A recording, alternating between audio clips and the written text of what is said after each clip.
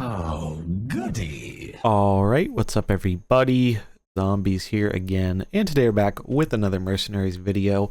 We have another draft event for you. This is the NA Mercs Draft number 4. Really had a ton of fun with this one, and as you might be able to tell by the title, this is the return of the double elimination bracket. Last time we tried just doing it single elimination, and it was nice having the draft be a little bit shorter and just good to generally try out something a bit different. But I really liked the double elimination format, especially because even if you had a little bit of bad luck or a bad matchup in round 1, you still had a chance to make it all the way to the finals and even win the draft.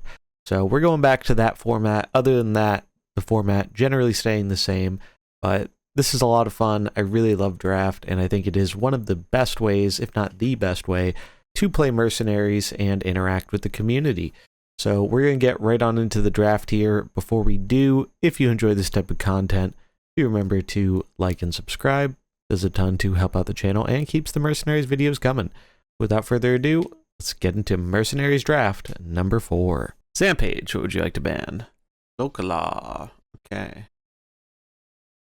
Localar is gone. Then it is the ancient one. Murgle, okay.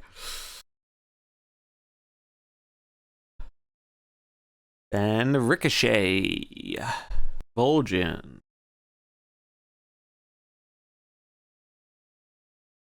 Then Issies. Ashara.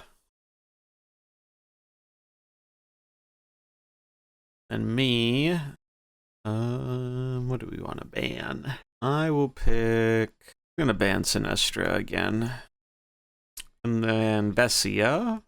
Varden. Alright.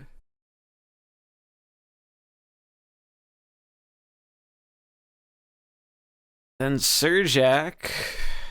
Yulon. Oh shit, okay. Well, that means either Valyria or Tragor is making it in for the first time. That has never happened before in draft. WizardBeast is our decider. Who do you hate more, WizardBeast, Valyria or Trigor? Edwin.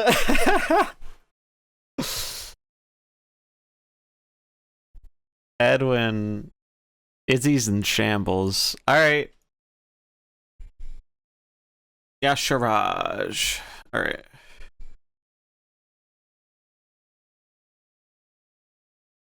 And it's the ancient one. Elise. Okay. Ricochet. Ricochet's not happy about that Elise pick. Rogers. Issies. Leroy. Alright. Leroy it is. Sniping my man Leroy away from me. I will go with Maev. And it's Vessia. Natalie. Okay. That's Surijak. And WizardBeast gets a double pick. Nazoth. You got stolen. Corn. Blink Fox. Alright. Then back to Suri. Rathian. Spicy. That's Vessia. Vash. Back to me. These are certainly mercenaries that exist. Gonna be Ragnaros. Then it's Issies. Garrosh. And it's Ricochet. These are gross. Yeah. Nixia. And ancient one. Guff. And then Zampage. Crush. Alright. Nefarian.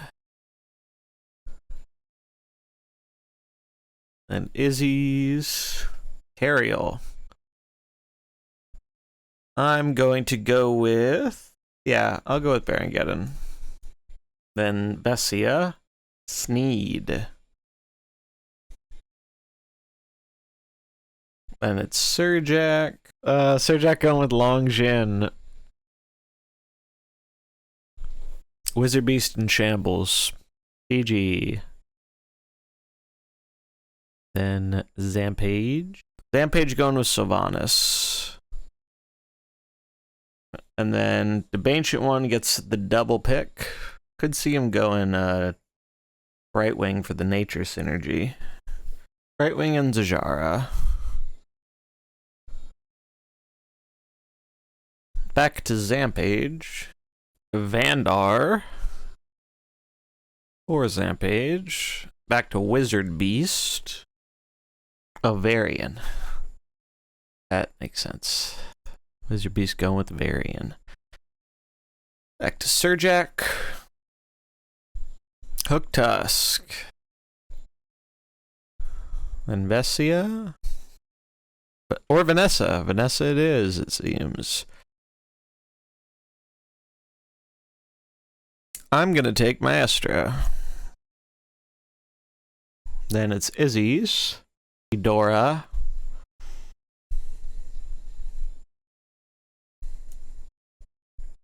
And Ricochet. The Naga, okay. Used to go to the bin. It's gonna be Belinda. And Vessia's up. Scabs. Interesting. I thought you would have gone Patches. And it's Suri. This, Alright, WizardBeast. Old Merkai. Alright, that's a good one. Zampage. Zampage going with Patches. Patches the Pirate. Ancient One going with Samuro. And Ricochet. Jaina for Ricochet. Issies. Issies, you get 2. Uther Galv. Back to Ricochet. Khan for Ricochet. Then Ancient One. Nuzao for the Ancient One. On Zampage. Zampage is going with Illidan. WizardBeast is going with Anduin. We got Surijak. Hamzin for Surijak. Then Vessia. Zyrella. And that's going to leave me to pick Bran.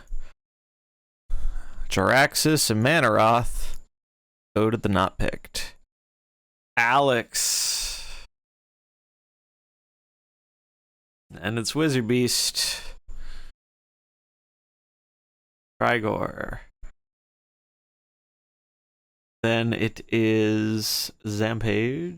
Yogg for Zampage. And Ancient One.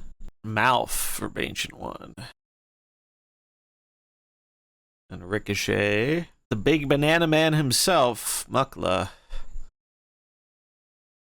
And Issies. Reno for Issies. Damn you, Issies. That's okay, though. I'm going to take Diablo. Then Vessia gets to double pick. Vessia going with Kurtrus and Drekthar. Does Lich King do anything in my comp? Not really. Alright, Tavish it is. Back to Issies. Murky for... Wait, Lich King for Issies, then Murky for Ricochet. Okay, Lich King for Issies, Murky for Ricochet. Back to Debancient. Anaconda for Debancient One. Man's going full nature. Then Zampage. Yeah, Debancient comp got a really good nature comp. Rexar for Zampage, going for the Rexar Crush combo. And WizardBeast got pick of the litter here. You do have Holy, true. You could get some Holy combo going. Urel, alright. And then Surijak close us out. Carathras. All right.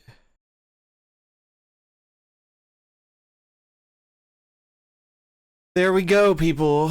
We have our lists. There's the link to the bracket. Let me add this stuff to the Google Doc real quick. The other taunt he has. I think we're just gonna start with standard fire and see how that goes.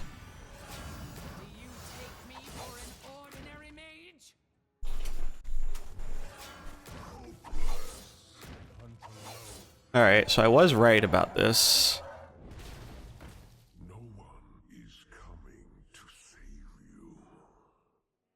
By fire, be purged!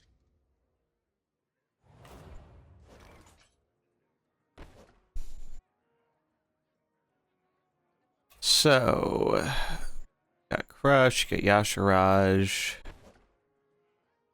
Yasharaj definitely a little scary here. So is Crush.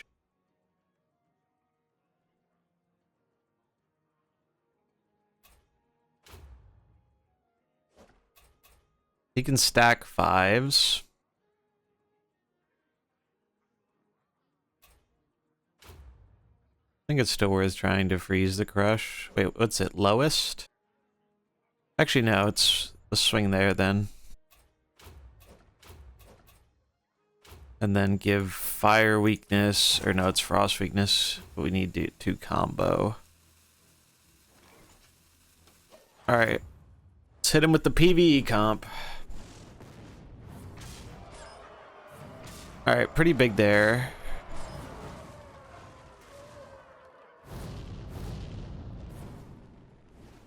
Oh, and huge hit on Crush. And into Rexar. Wow. It's pretty great for us.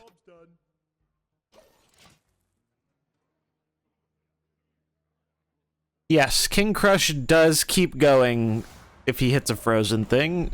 Like, Leroy doesn't, Yasharaj does. It's because the wording of the effect repeats before the freeze happens.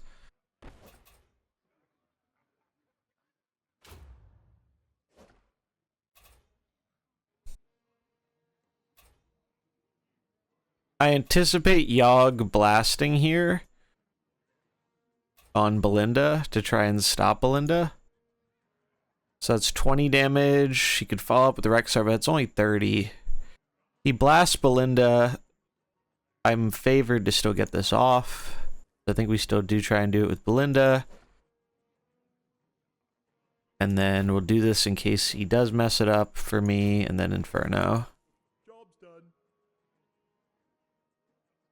Actually, Inferno will kill this no matter what, right? 8 and 13, yeah, so we should actually Inferno over here.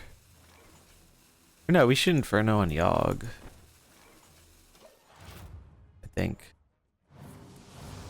Oh, we did it on Yasharaj. I didn't even think about doing that on a friendly. Still's alright for us, though.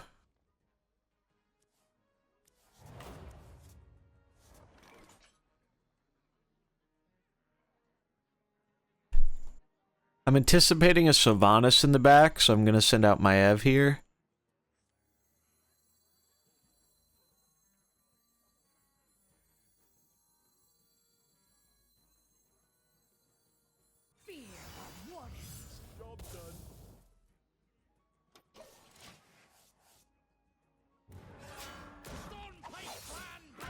Alright, called that one right.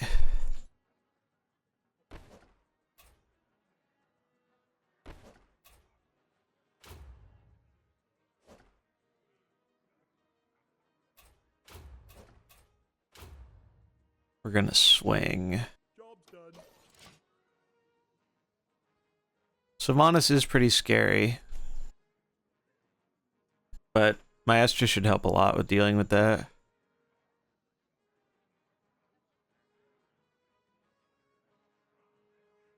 Vandar's also pretty scary. He doesn't have the taunt, so he has the can't be frozen, an extra attack. Fire is on fire. True. Off to a good start here.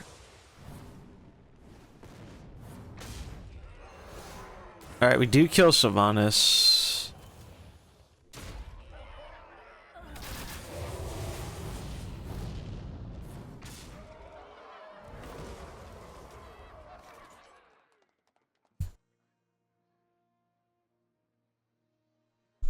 Now we just combo, we use Diablo to combo, and that should wrap up the game here.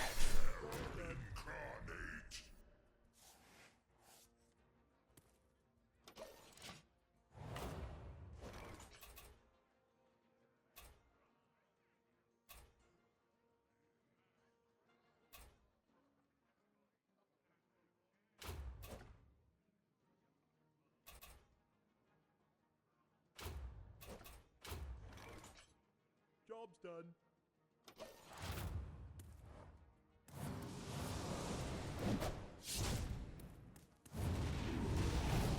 Alright, and Fire cleans it up, taking game 1 versus Zampage.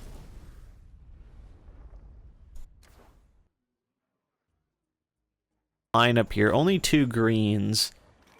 I think he's going to stick with the same lead, but maybe he's going to swap Sylv for Illidan or something. He could also go with a more aggressive open. But his open was pretty aggressive, generally speaking.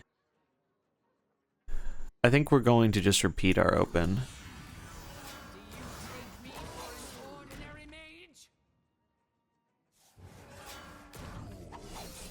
Looks like he is going to do the same. No one is coming to save you. We did win an unfavorable flip on turn 1, worth noting. So maybe we... No, the Die Insect was just too good to pass up. So we're just going to repeat what we did last time. Job's done. And see how it works out.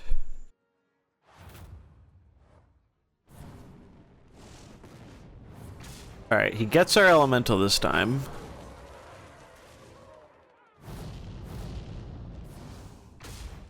Does get the kill on Belinda. Swings into Rag. Oh, we get the snipe again. Crazy. Just sniping King Crush like it's our job. Diablo seems very good here.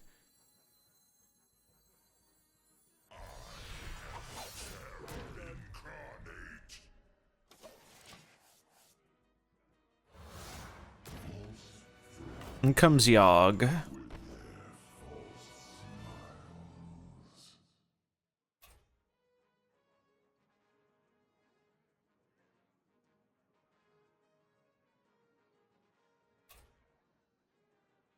We really don't want to let him swing.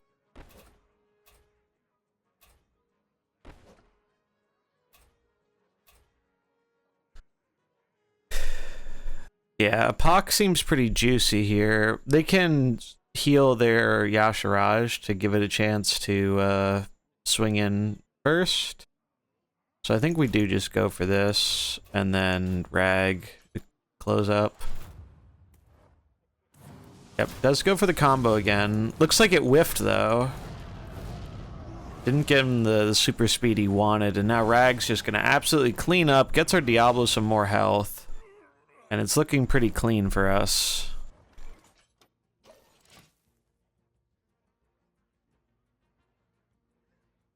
Fire doing absolute work here. We got some pretty crazy synergies as far as draft decks go.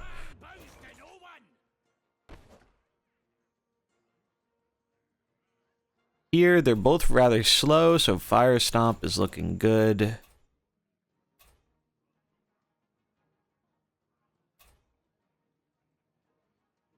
Yeah, it seems good.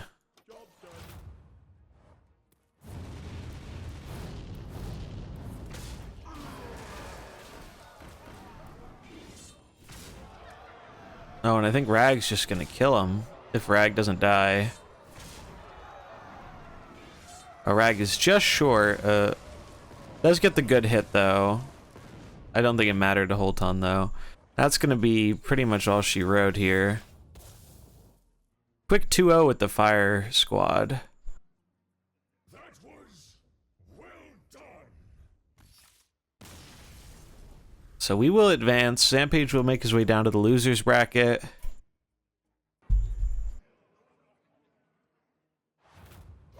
That is a blue Urel.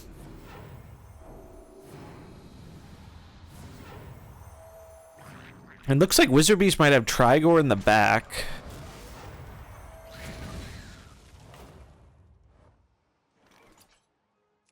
I'm gonna ask what game it is.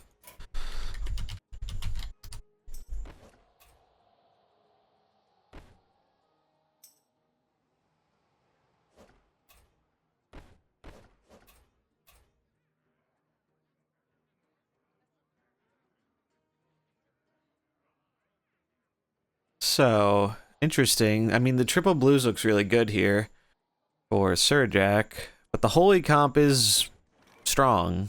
Job's done.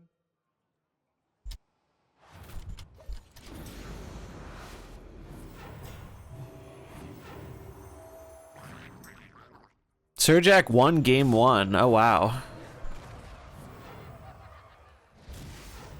So Surijak, this is for the marbles if he gets another win here. WizardBeast does get a clear, but that N'Zoth is still doing quite a lot. Oh, and he's stacking shadow damage with Tamsin, so that's actually 9 damage. That's going to kill this Urel at start of turn before the Cornelius can heal it. That's pretty big. That is pretty big.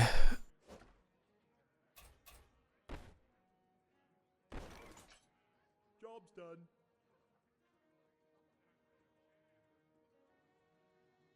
Interesting. So Surijak going for, again, more ramping with the Tamsin. And then just going to try and get a big shot with the Longjin. I think he's basically saying, you can't kill my N'Zoth, and I can just ramp out of control. And Shadow Ramp seems to be doing better than the Holy Ramp, because now, again, just like we saw last turn, that Cornelius is dead at the start of turn. In comes Murky, or Old Murkai, rather. But Surijac's blues, it really is looking like WizardBeast is going to have a hard time here, and Surijak going to use Longjin to help keep the N'Zoth alive. Tamsin also got ramped up herself, so now her Shadow Bolt's hitting for even more. Look at that, 14 start of turn, even more than that for getting the crit. And that Anduin is gonzo. Suri gets a switch, and that's pretty optimal. I mean, yeah, the N'Zoth died, but the N'Zoth seemed to do work. We didn't catch it at the very beginning, but in comes the Trigor. That could be a little bit scary, especially with something like Murkai, but Murkai has anti-synergy with Trigor because he has Divine Shield. So he's not getting the Trigor procs. Blink Fox also not the greatest Trigor synergy unit. It's not going to be swinging in unless it steals an attack move. And Trigor really doesn't do a lot on his own. Suri's got some powerful blues, so he can just zap it down, and it's looking like Surijak might take this 2-0. The summons are really looking pretty good for him. He gets another summon. Tamsin does die. Ah, okay. WizardBeast using the summon to try and leverage Trigor a bit more. And Trigor does get some damage in, but it doesn't look like it's going to be enough. Surijak still has Alex to come in. And I just don't really see how WizardBeast can turn this around. That big taunt is looking pretty problematic. It's keeping his guys nice and safe. Job's done. It's looking pretty good for Surijak here.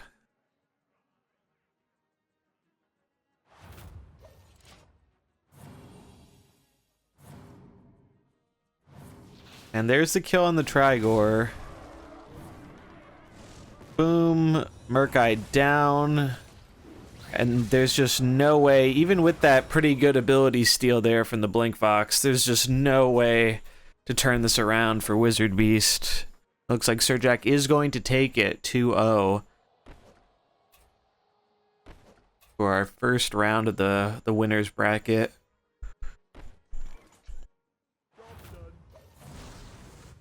Stole Flame Buffet, but not going to be enough.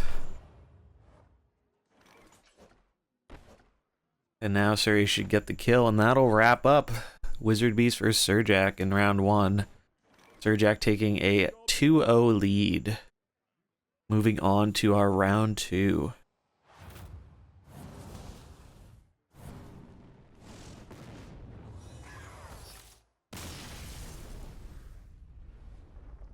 I'll update the bracket here.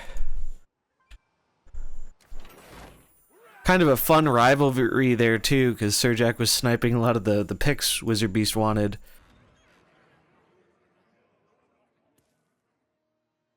Alright, so Issies thinking about what he wants to go with. He's going with Reno and Eudora, but not sure on that third pick here. It's looking like he's thinking Cariel. I think he wants to round it out evenly with the colors, but also considering Galvangar for that attack boost. Yeah, I was watching Surijak for the, we saw game 2. We started like a little bit into game 2.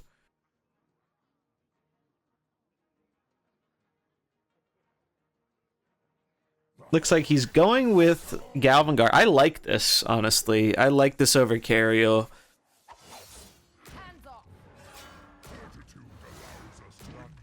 And Ancient One coming in with the Elise Nuzao Guff open.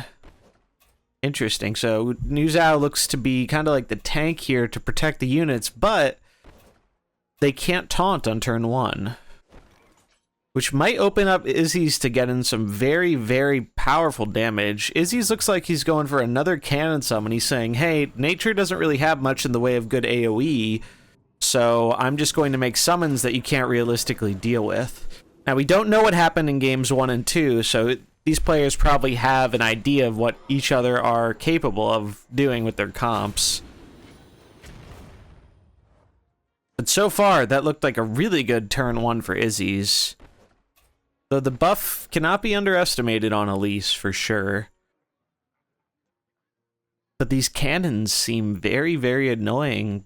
There's not really a great way to deal with them. I mean, I guess the one way you have is Elise Bleed can kill the cannons. That's like the one nice out that Ancient One does have. But oh, Ancient One doesn't even go for the bleed, goes for the healing here, actually.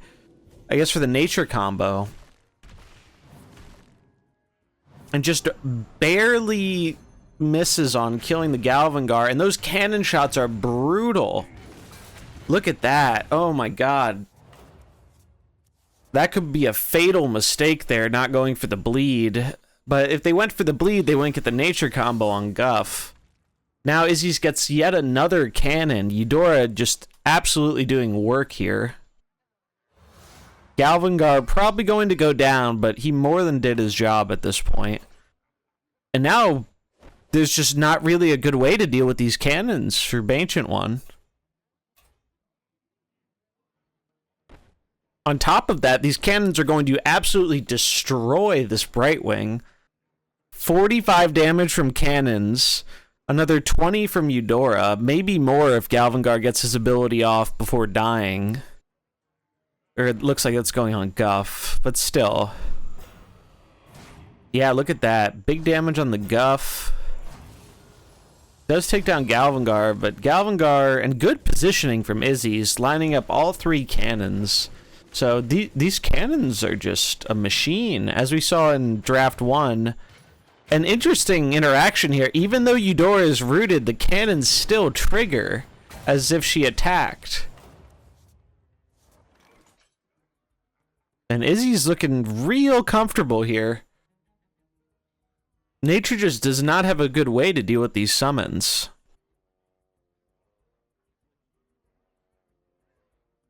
Also, interesting to see here, we have a gold cannon. I don't know if that summoned from Eudora or if that was one of the abilities, but gold summons and mercenaries, please. We have the technology. Even if it's not animated, the gold border is nice. But back to the game. Reno going to be doing some work here, protecting against Samuro here. They do have a way to combo the Samuro, but Reno is fine to die. He doesn't really care that much.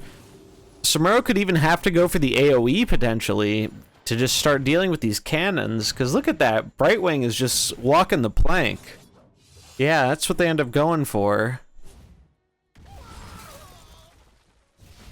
And a freeze on the immune Samuro, but oof.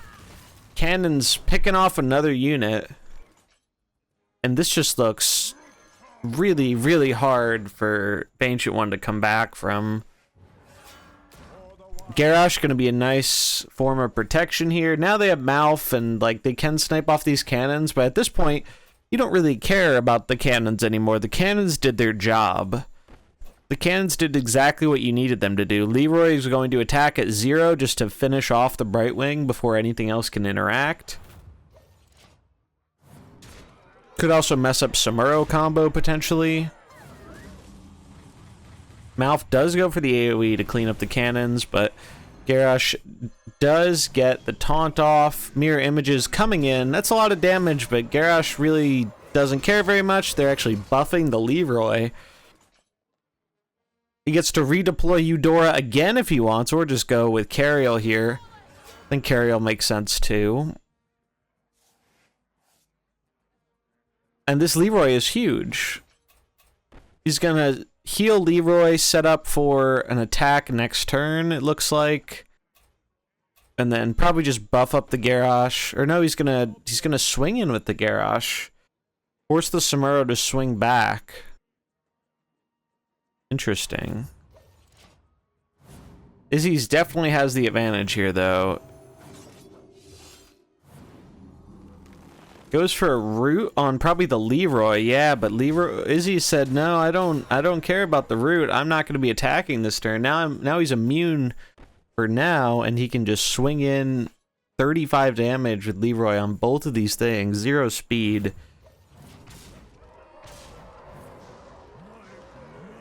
Mirror images do come in, killing Garrosh. Oh, the big heal, though. The big heal actually kind of doing some work here. The game is looking a little bit closer right now, but again, giant Leroy here.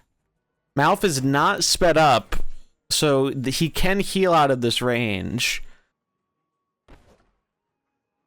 I think you need to heal with Cariel on Leroy, though, if you want your Leroy to live. Because he can use Malf and then the Samuro AoE to clean it up. But I don't think Malf has the damage on his own to beat Eudora and Cariel.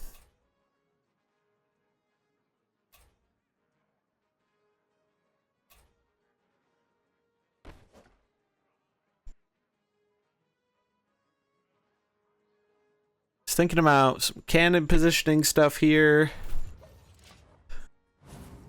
Leroy goes for the extra 10 health. And there, see, Issies does go for the line I was talking about here.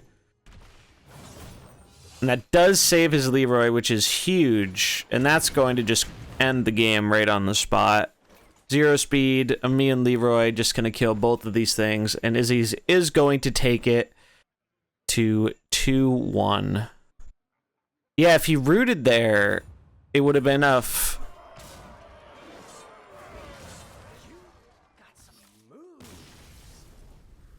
Good games. Comp worked last time, so I think I'm just going to run it back. Got the full fire squad here. Gonna farm them like a PvE run. Interesting. Murky. Oh, that's neat. I didn't even think about that. He has the Murky and Nixia combo. That's pretty sick. That is pretty sick. Also, these are 5 speed, so they could threaten my Murloc, which is not very nice. We're just going to go for our traditional open here.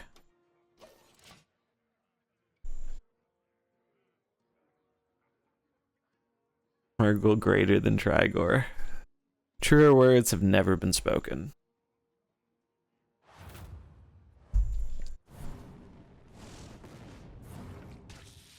So going for the hit on Geddon, I like this play. I think it's very smart. We do get the freeze though, thankfully. That's pretty important for us. Oh, and 1 hit. Oh, and 2 hits. Oh, and look at that. Rag. Rag, the MVP. Our Rag does not miss. This is why you need Diamond Rag. Diamond Rag is confirmed to never miss his targets.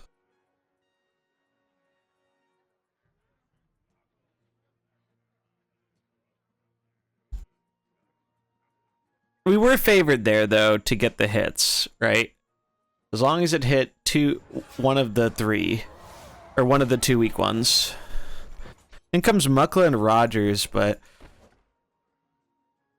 we are sitting pretty there. That flip, the flip that really mattered on top of that was the fact that he didn't get to kill our water elemental. That was really, really important.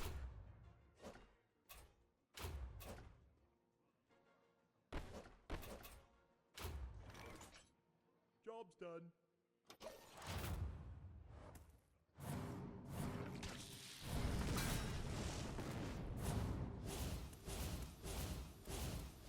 Into Belinda with the big bananas.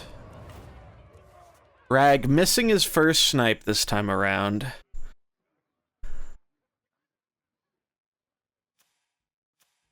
Interesting.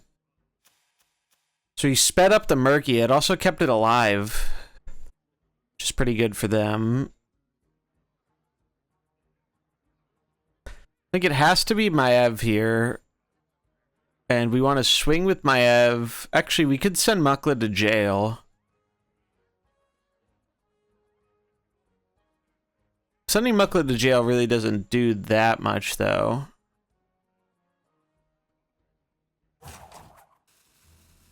I think we're just going to go with Maev here.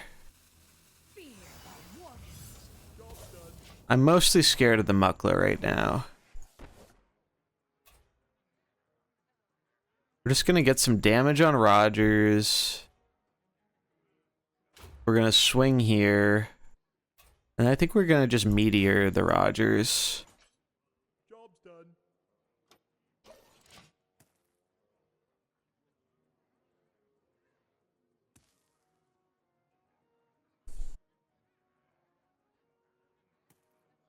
Those big bananas do add up. 32 attack is nothing to scoff at. All the bananas went on Muckla too.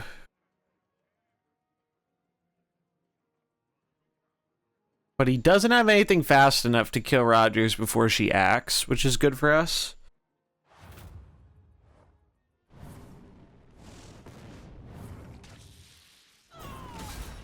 Oh, and this actually enables us to get a double Maestra hit.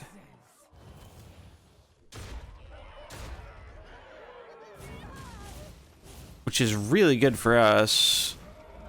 Exactly killing the Rag, though. This is going to come down to the wire.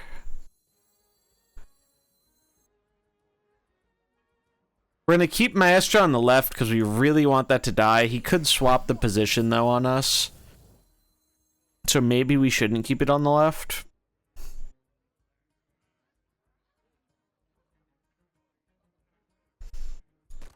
And then Diablo. Muckla is slow, though.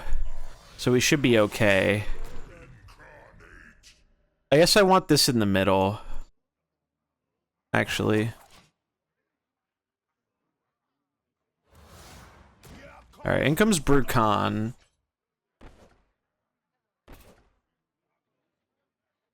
So we actually have a nice play here. We can go coup de grace into dirty tricks. And then we can just smack him with Diablo. And this is fast enough where this will die, we'll get some healing, we'll actually become a green, this will die, and then it should be over. Oh, Mukla with the taunt, though. We do barely live because of the healing, thankfully.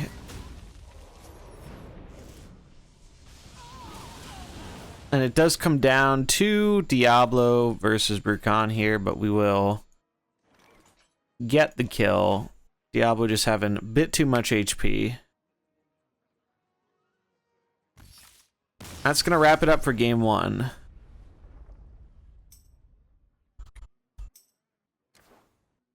Opt out, probably Murky.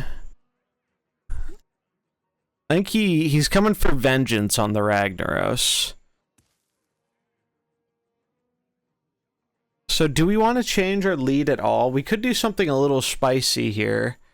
And we could use Maev lead with Maestra. But I kind of like just running it back. If he found a strategy that counters us effectively, we can always change our stuff in game 3. Alright, so it looks like he did keep Murky, but opted to get rid of Nefarian. This is game 2, yes. I won game 1. So here, we gotta try and freeze Jaina. I believe in the flip.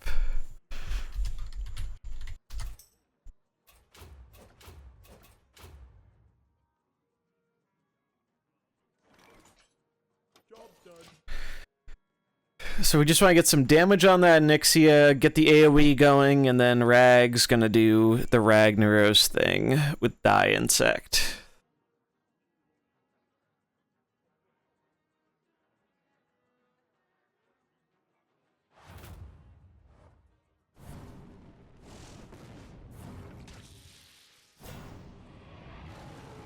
Looks like he's respecting the Ragnaros. We do get the flip. Denying the Jaina. Boom, Sniper Rag strikes again. Doesn't hit the perfect target, but more than good enough for us. Because now we can snipe down a Nixia, combo, clear up the Murky, and I imagine Jaina didn't even get an attack off, so she actually doesn't have enough damage on her own. So you would have to double focus the Ragnaros. We are just going to go for the fire combo here just to get the damage off. Yes, WizardBeast, he did go double summons on the elemental. But it is a flip, whether he gets both of them in or not.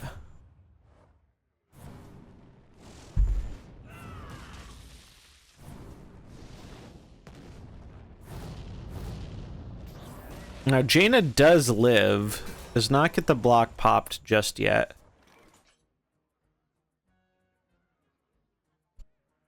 Looks like we got some results from the losers bracket too. Zampage advancing 2-0 over Vessia. And looking at Ricochet's deck here, I think he kept Mukla, so it's probably Mukla, Brukan, Rogers on the bench. Which case, it's kind of a slower bench, and I think we can take advantage of Diablo here.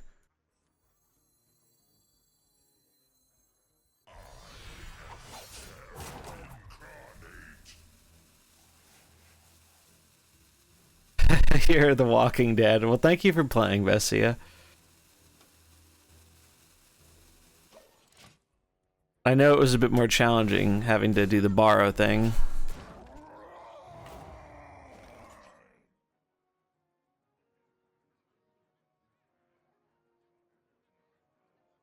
Alright, so our prediction was kind of right here. We want to stack our 6s. So we're going to go for the Fire Stomp. We could even just Apocalypse to make the Rogers take 1,000,000 damage. Alright, have a good night, Vessia. Thanks for playing.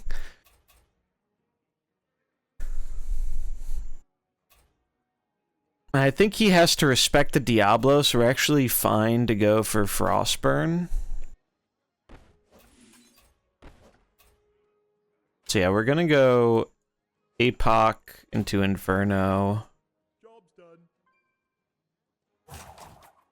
Yeah, I think I like this line. Oh, they sped up the Mukla. Interesting. Oh, but the Omega low roll on the bananas did screw up our fire combo, but isn't really going to make that big of a deal for us.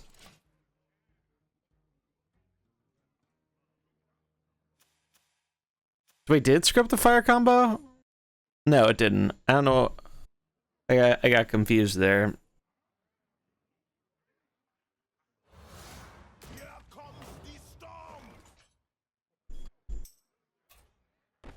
Now we can just get our Fire Stomp into Baron, and that should be all she wrote. Yep. So we'll advance 2-0.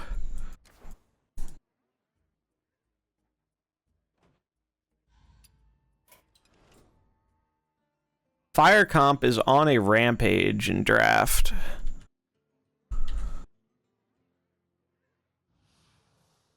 And we have Zampage advancing 2-0 over Vessia in the losers bracket. My comp is gross, yeah.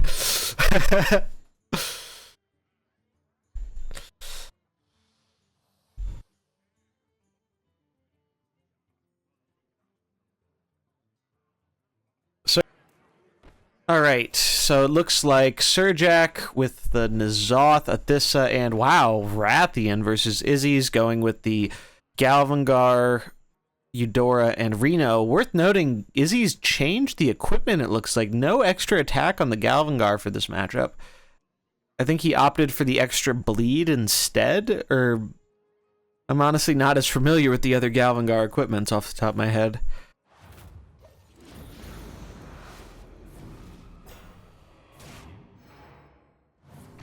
Going for the damage on N'Zoth here. Oh, N'Zoth saying, I'm gonna take your cannon.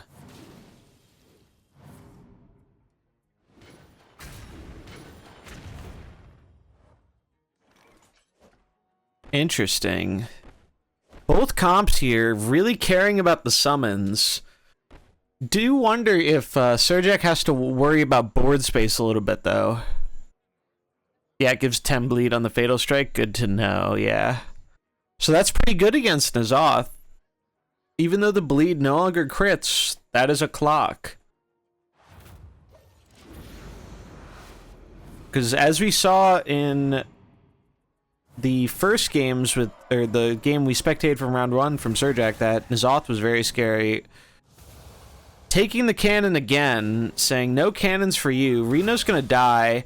Oh, the death rattle hitting the cannon. Low roll there, but kind of a high roll on the second one, so evens out for him a little bit.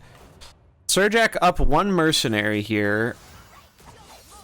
Galvangar surviving just ever so slightly.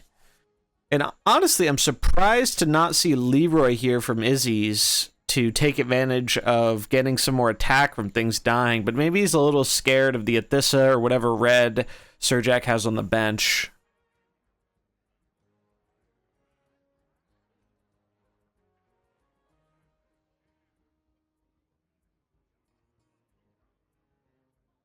Surijak thinking about what to send in here. I don't think we saw Rathian at all from him game 1.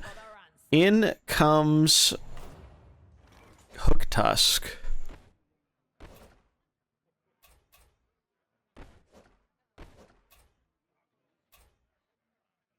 Very curious if Surijak's going to keep going for the damage with the tail swing, or if he's going to end up transforming the Rathian.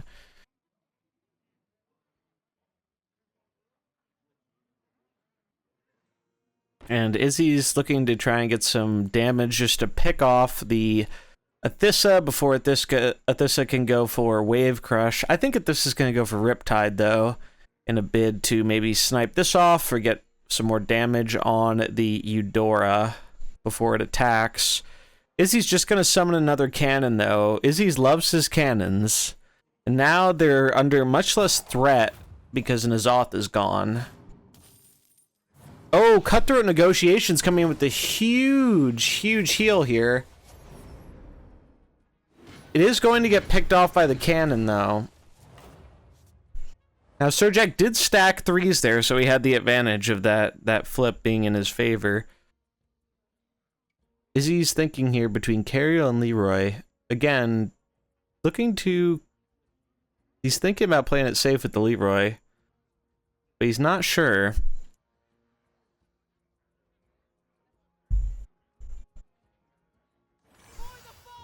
Ends up going with Cariel. And Surijak sends in Longjin. I think Issies much would have rather had Leroy into Longjin here. And Suri did go for the transformation, so now that AoE option is available to him. It is only 12 damage AoE, though. So not enough to kill the cannons on its own. And I think right now, Issies is in the advantage. But it's still anybody's game here.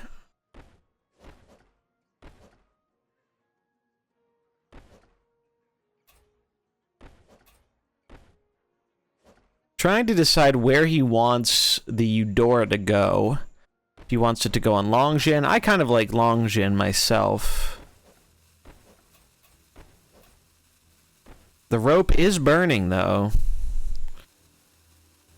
Now thinking slow on Longjin. Does he want to move the cannons? Looks like he is going to move the cannons to the left.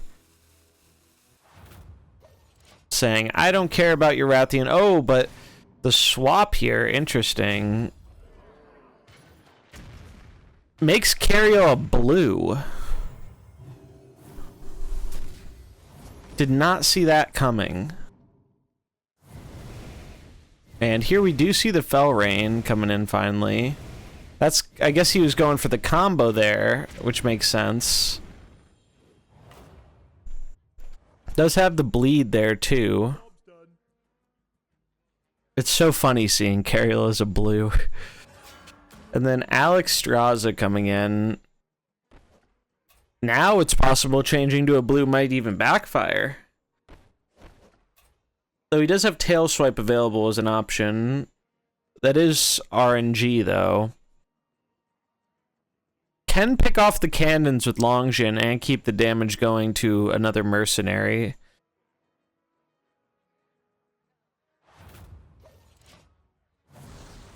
No, just decides to get him with Alex. Tail Swipe hitting Cariel. Pretty big flip there. Covering fire, bringing back Eudora to rebuy her cannon. Still looking pretty close here. Issies mercs are pretty low on health. And he hasn't grown that Leroy at all yet, so even if he does swing in with the Leroy, it's not going to kill the Alex. And then you open yourself up to a pretty bad situation where Surijac's mercs are slower, but because if he goes in with Leroy, they could be faster. And that could be a disaster for Issies. Also worth noting, the Uther Death Rattle is just losing more and more value over time with that Divine Shield, though it could still be relevant.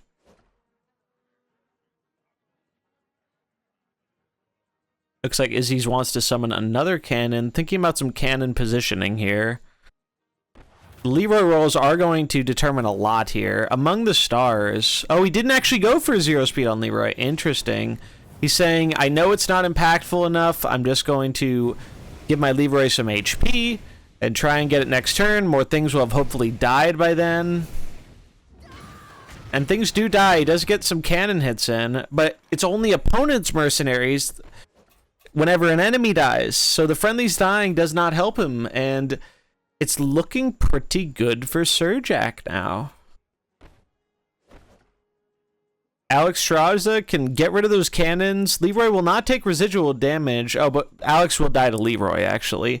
So it's going to be Longjin and Rathian versus Leroy and some tiny cannons. Leroy will get the Divine Shield, though. Oh, and the cannons get Divine Shield, too. That is a disaster of a flip for Surijak here. That's actually huge. That might cost him the game. If that hit Leroy instead, would have changed everything, potentially. Goes for the swap. Leroy still gets the good hit. Thelrain coming in, but it's looking like Surijak isn't going to have the damage. Leroy just has enough health. He's going to swing in again, and then he should get the kill next turn, I believe. Oh, but he can't swing in now. Oh, it'll be a tie. Wow. What a game. Issies going to say, I'm going to take this tie, and they're going to run it back.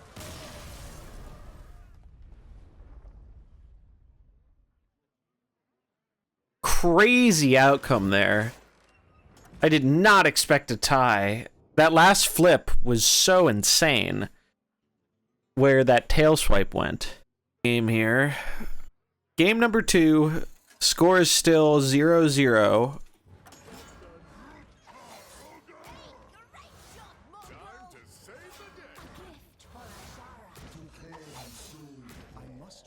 Alright, looks like swapping things up a little bit here. I like this from Issies, though.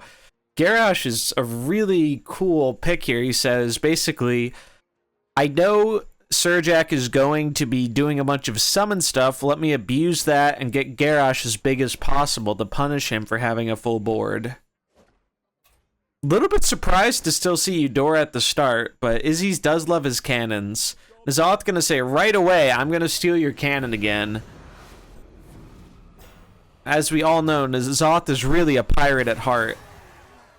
And the damage to Garrosh on turn 1 is just immense.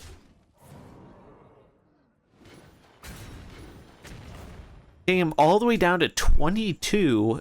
He's going to get to heal quite a bit. He does have the extra healing, or the extra health from Horde Strength, so it's going to be 18 times 4. That's a lot of healing. Or extra health. 72 more HP. It's basically a full heal.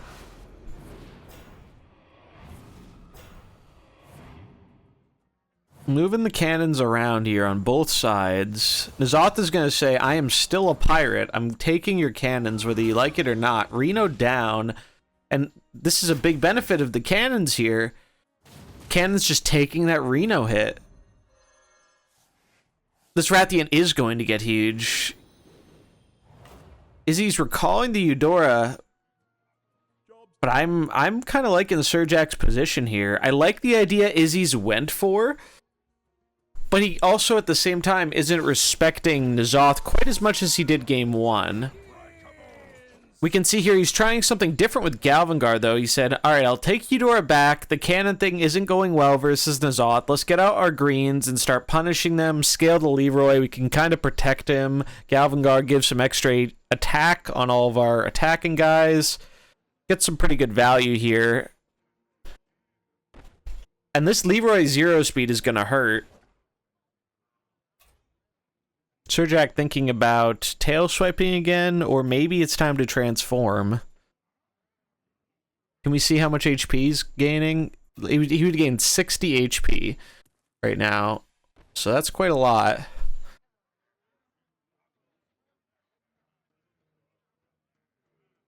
Now Ricochet 1, WizardBeast. That's wild. Trigor gets stomped out.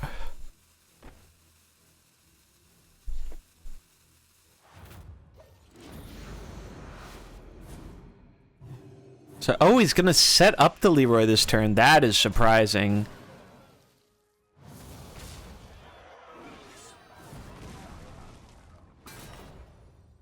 Ooh, and shutting off abilities with Galvangar. Again, not something I saw coming.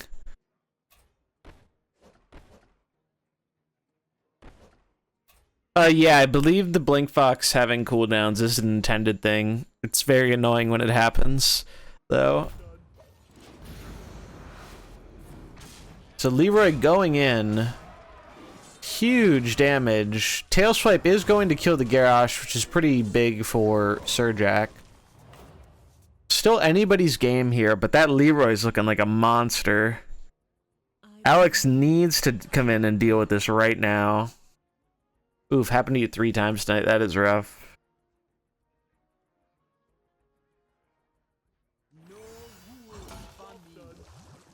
Ooh, that's cool. I haven't seen that Hook Tusk animation with the anchor. That's pretty sick.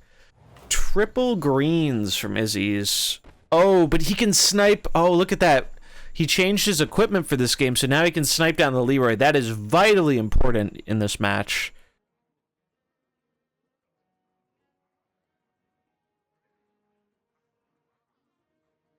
And Rathion's AoE being on 2 more cooldown, that's pretty rough. So he's just only tail swiping right now.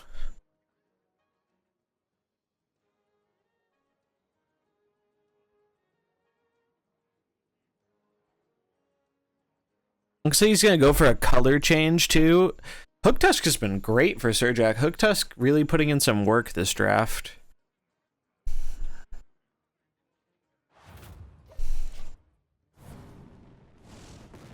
The fast snipe on Leroy. Oh, he's actually going to change and heal. Oh, wow, what a play. Issies moving the cannon around, though, working out really well for him. Job's done. These mind games are crazy with the Hook Tusk. The weight of justice hangs heavy. In comes Carriel here.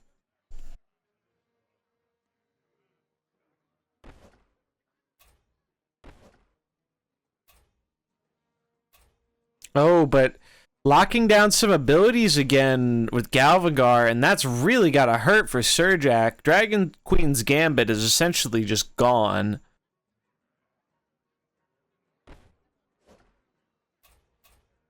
So he still can get in a powerful AoE, assuming Rathion is alive at 4 speed, which it looks like he will be.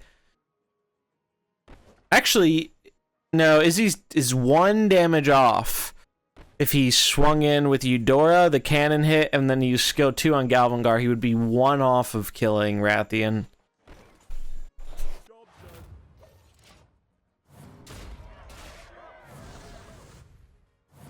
done. Opts to go for damage. Oh, and the death blow. Oh, God.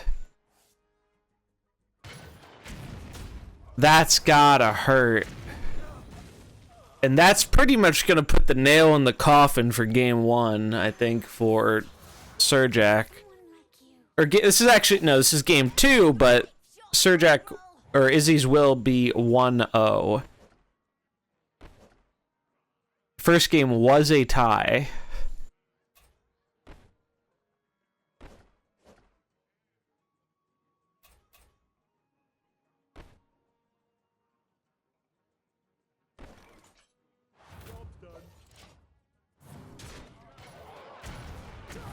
Yeah. Wow. Galvangar, I think. Galvangar and Carriel proving to be the MVPs for game number 2 here. And that's going to be all she wrote. Issies will go up 1-0 in the series. We'll have to see if Surijak decides to make some changes.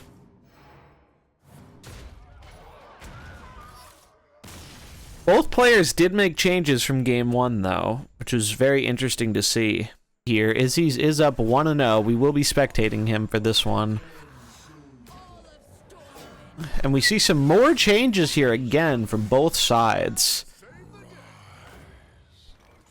Both Issies and Surijak are 2 of our resident spicy brewers, so they're really putting all their brewing knowledge to the test here. Yeah, Geddon is very good when you don't have to worry about Trigor. Or Valera.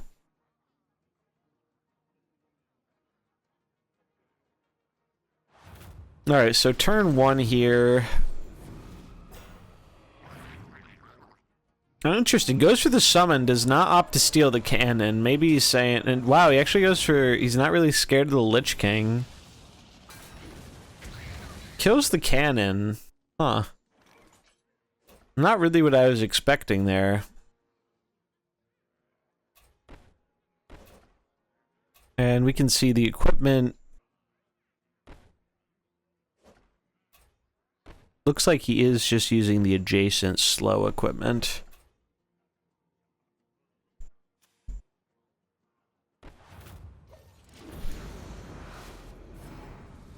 Gonna gain some more shadow ramping here. Another slow. I'm gonna rebuy the Eudora. Send in another summon. Just gonna keep picking off the cannons. Issies is going to change it up a little bit and send in Galvangar.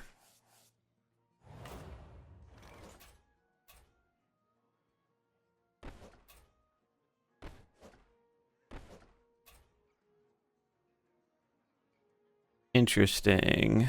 So he's gonna go Galv on the N'Zoth.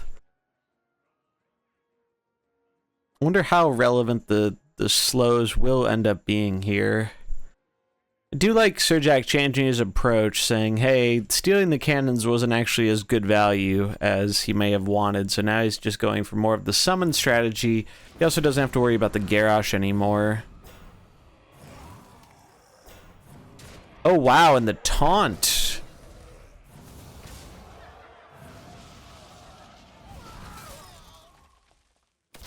And Reno Death Rattle getting freeze off and some damage on Tamsin.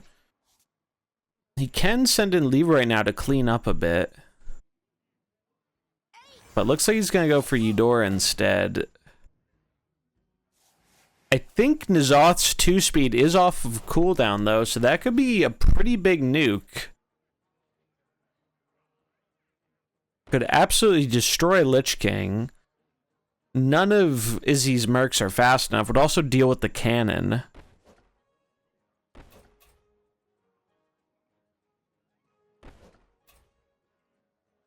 And I think Izzy's is probably going to go for the AoE again, potentially. But there's a little bit of anti-synergy. No, it looks like he's just going to go for zapping the N'Zoth here.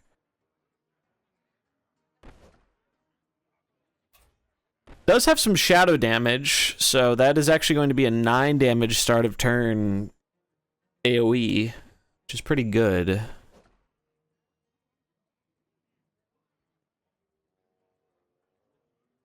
Thinking about moving around the cannon potentially.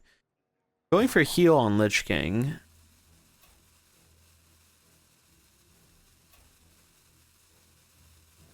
Surijak does have the mercenary advantage here. Hasn't lost a merc yet. And if that N'Zoth ability is off cooldown, which I think it is, it's going to hurt quite a lot for Issies. Yep, there it goes. Boom, 20 damage. Killing Lich King instantly. Ramping up the shadow even more. Finishing off another mercenary there.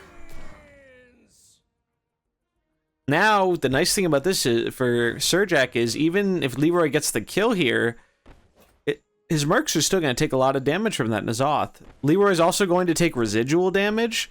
However, if Cariel is able to get the kill, everything can change.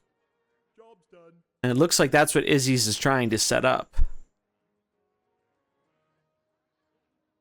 We have seen that heal prove to be very, very powerful in things like the Big Humans comp.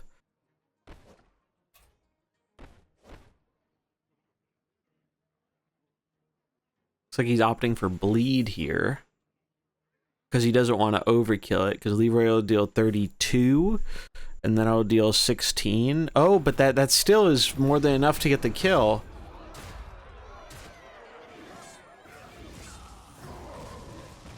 Oh, but he just says, I'm going to kill Galvangar. Now there's a 25-25, and it's looking like Surijek's going to take this one home. Job's done. What a series this has been.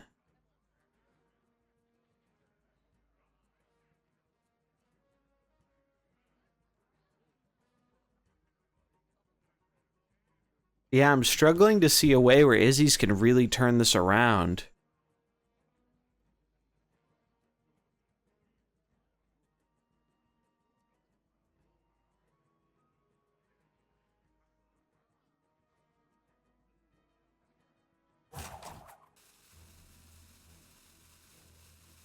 You didn't get the kill, right?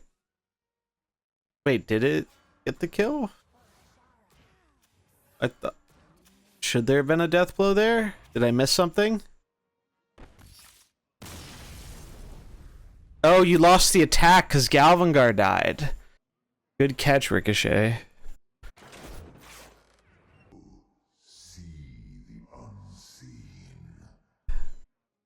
Interesting. So the double green open, I think Issies is going to respect that N'Zoth a lot more this game.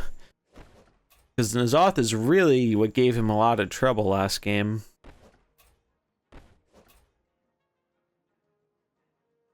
Having Reno to deflect the hit from the Naga here is pretty good.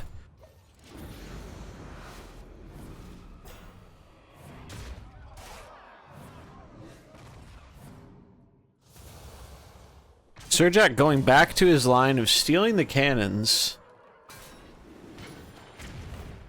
Oof. Strong start here for Issies, though. Very strong start for him.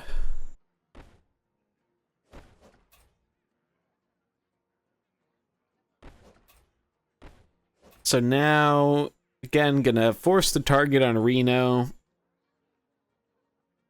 Gonna recall Eudora, get a cannon shot off. Gonna rebuy that cannon, bringing her back in most likely. Galvangar is almost dead here, though. And comes another taunt. And another summon.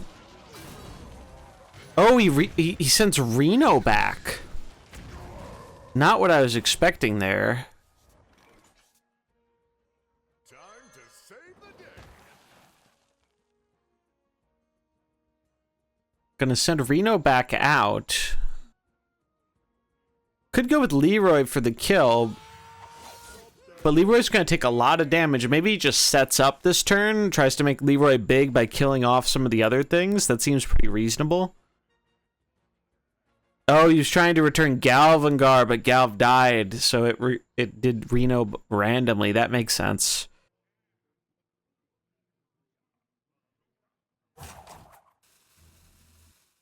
See what Surijak sends in here. And comes at this with her summon. Yeah, Issies has gotta basically set up the Leroy because there's no way you can swing into all of that. You're gonna take way too much residual damage. I think Surijak's gotta be really scared of that Leroy though. And Reno is doing pretty good at protecting it too, both with the taunt and basically spell taunt on whatever he targets. But he can only target one thing, and pretty much all Issies' characters, barring the summons, can just get in there ignoring taunt. But this is going to do some work here, though, it seems. It's looking very scary.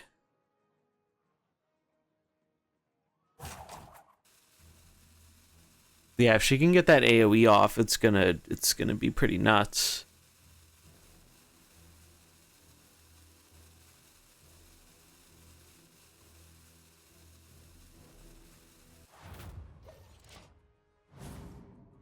So Leroy gonna gain the health.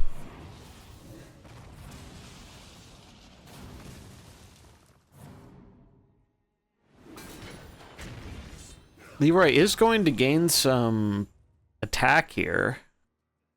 Job's done. So Issies is going to get a pretty mean clear here, but Leroy might die to the AoE afterwards. Probably will. And Alex comes in too. Alex also looking pretty good. I really like Surijak's strategy this game. Going for just saying, I don't need greens. Your only threatening blue is a Reno. And Reno, you kind of want him to die a lot of the time.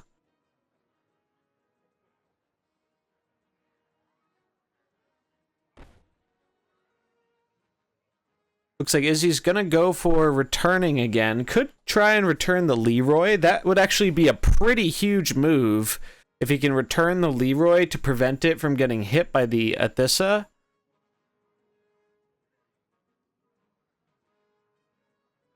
Alex will be able to snipe it, though, the following turn at 1 speed.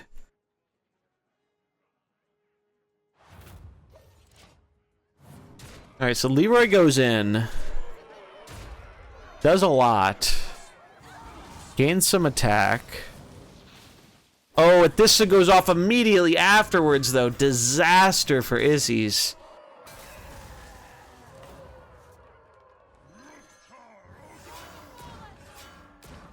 And that's, you know, you live by the Leroy, you die by the Leroy sometimes, depending on how those other abilities go. Job's done. If Eudora went off before that and was able to keep Leroy safe, maybe things could turn out a little bit differently. But now, especially with Long Jin coming in, I think it's pretty favored for Surijak here.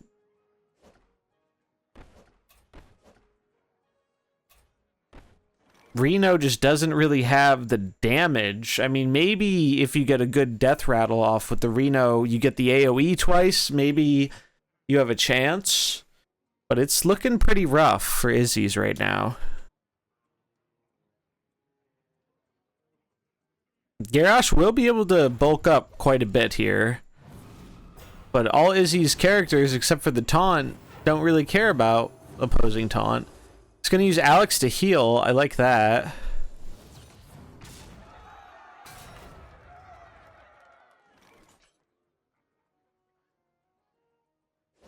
Yeah, and this is just looking kind of tricky for Izzy still.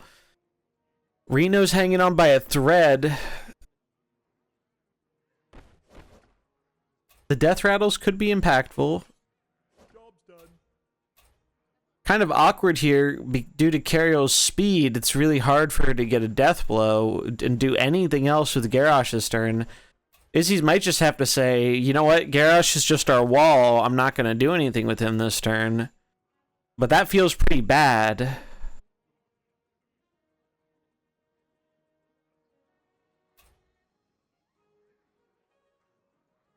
I'm just really not sure what the out is here.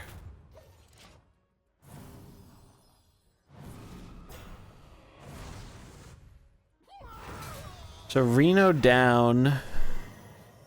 Does get some healing here. Ooh, does not get the death blow though. Root does prevent it, and Izzy says, yep, I can't win from here, and he's going to concede, and Surijak will take it. 2-1. Fire has not let us down so far. We're undefeated right now. Me for an ordinary mage?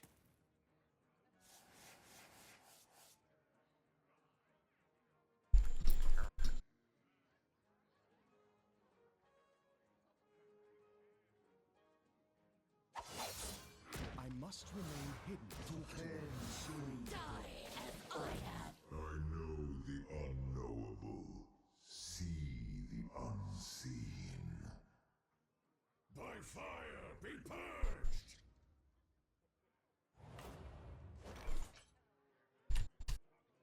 Alright, so he's going with what he's been rocking most of the game, this kind of Nazaw stuff. But I'm feeling pretty good about this, honestly. Especially positioning the Geddon in the middle. Question is, what do I want to freeze? He doesn't have a way to snipe this off. He can stack 5s, though.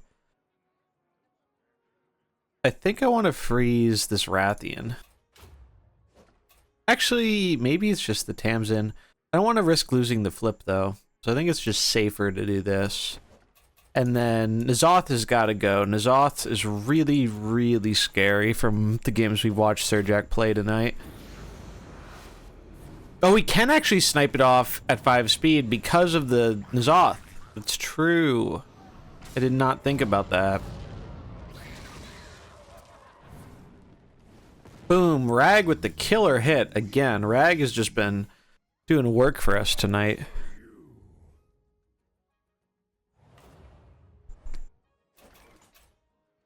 So now I think we can clean up. That'll be 21 and 18. So that'll be 39. That's actually Xaxes. They don't have a way to heal. So We just do this. We do this. We do this. Job's done. Seems pretty good.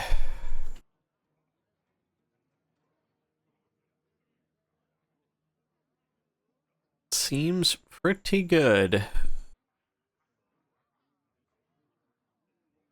Just the sheer mass of the synergy of these fire units is really hard to deal with in the draft format.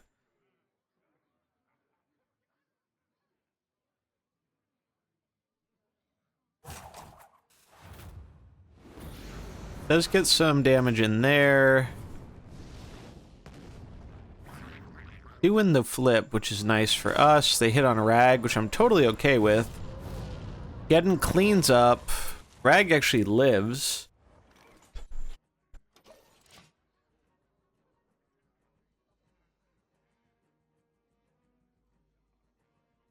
Extra HP coming in pretty clutch. I considered running the fire damage, but 20 HP is just so much. Now, Longjin can be a little scary versus us.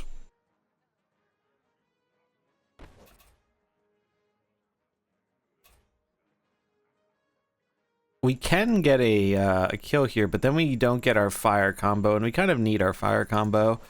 Fire combo is 21, so this would live. Kind of okay with it living, though. Potentially. No, maybe I'd rather it die. We could also do something kind of cheeky, like go for a living bomb and then go for frostburn. Because you gotta imagine he wants to snipe off this rag before it does anything. Also, yeah, the fire damage would be nice for next turn. Yeah, we're gonna try this.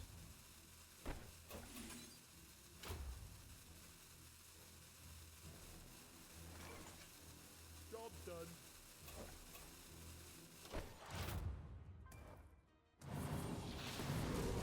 We do go for the snipe like predicted.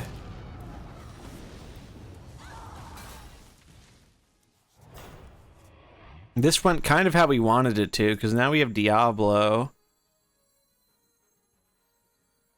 with some fire damage boost.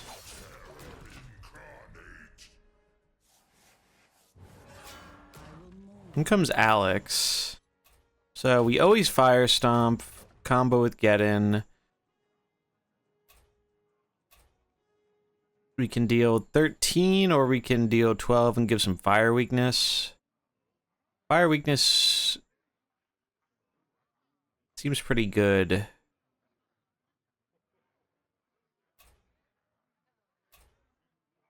Does the speed matter? Not really.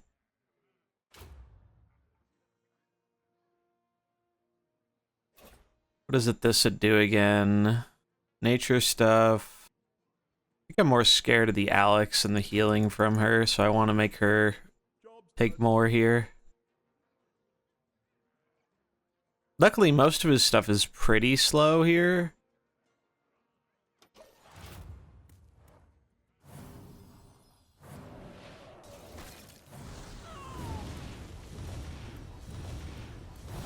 Oh, that was a lot of damage, though. That Longjin put in work.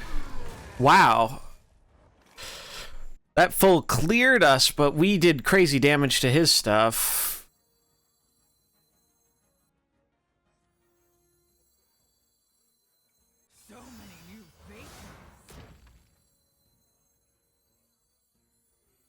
But I think we should be good here.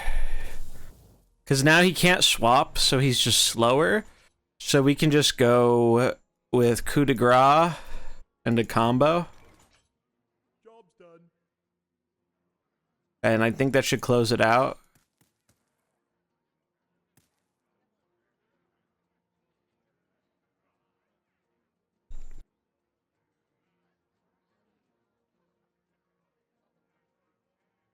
He does have a 1 speed. He can deal some damage with the Alex potentially, but I don't think it's going to be enough. Or maybe he doesn't have that equip on.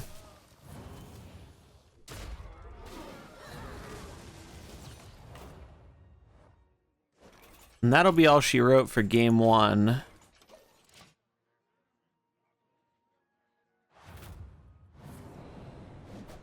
Longjin got a little scary at the end for us. But Maev and Maestro were able to clean up.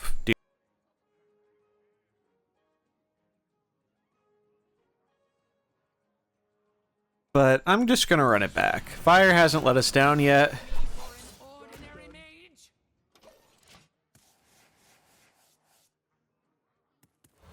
mage? Yeah, it's a good way of putting it about time. I agree.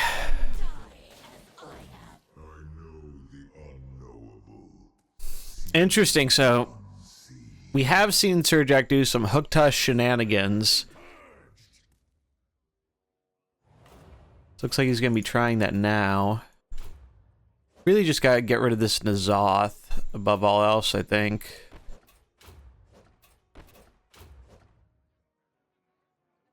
Honestly, I think it's just worth focusing the N'Zoth rather than just getting the random hit and then trying to freeze it. Job's done.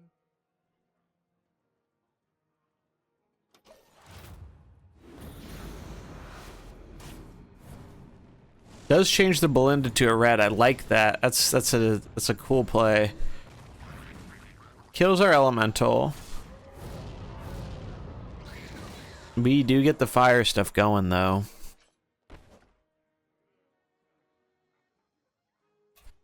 And now 10 and 18, so it's just shy of being able to kill this. But I think they can't really kill our rag very easily. So this will be 21.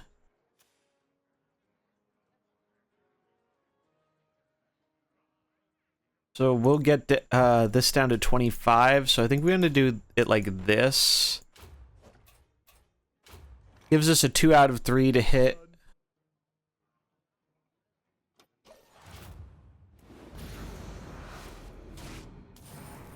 Oh, the heal on the N'Zoth. Honestly, didn't see that one coming.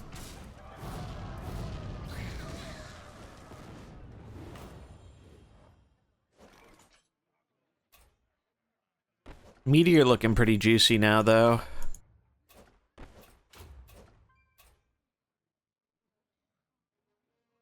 Actually, I mean, Die Insect is just way too good here. With all his stuff down pretty low, he doesn't have any way to heal right now. You know what? I mean, actually, no. He could heal with the prop knife, so I think I do want to just go for this. Job's done.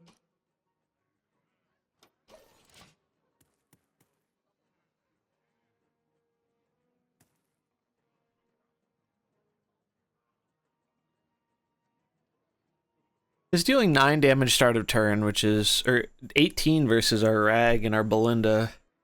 Nothing to scoff at.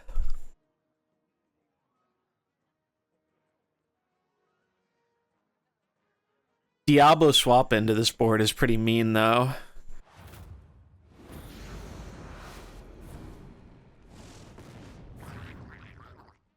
Let's see where the summon goes. Goes into Rag. Wow. We just clean up there.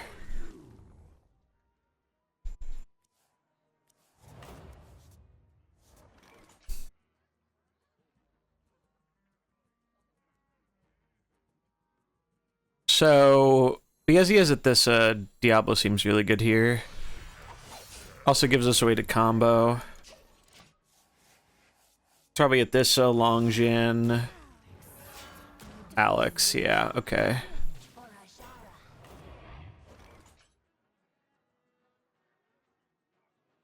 So they can... I think we want to play it safe and go for Apocalypse. Can he kill my... That's 5 speed.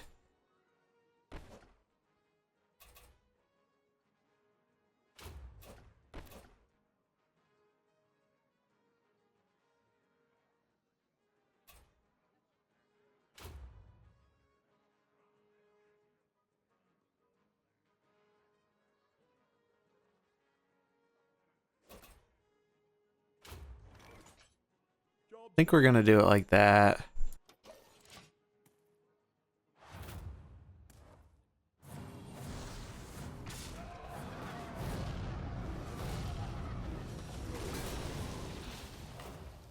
All right, that was a lot of damage for sure.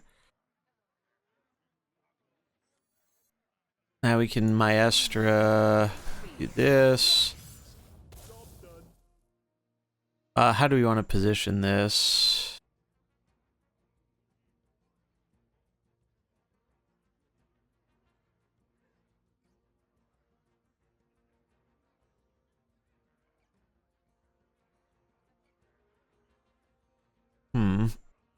Because he can move around too.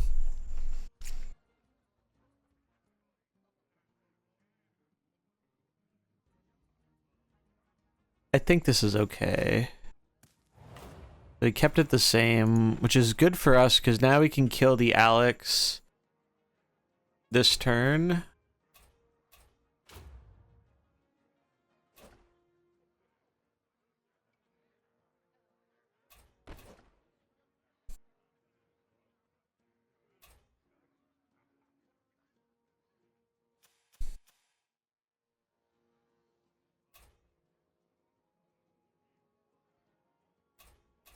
I'm just gonna swing. Swing. Job's done. Oh, the swap! I did not think about the swap.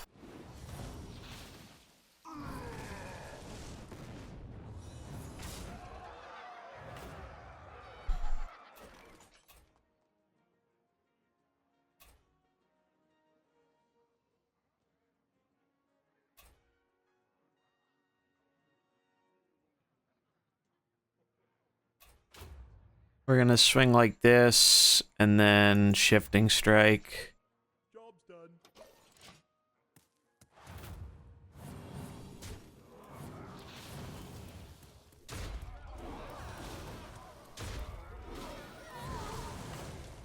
Oh, wow. I think we actually die here.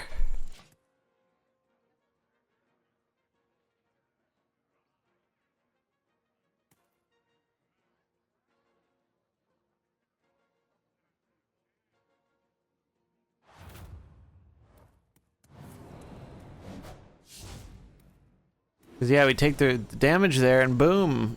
Surijak takes game number 2.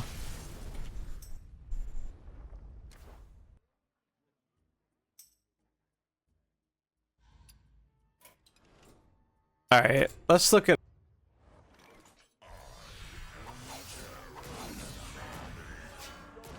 Alright, let's try out our boy Tavish.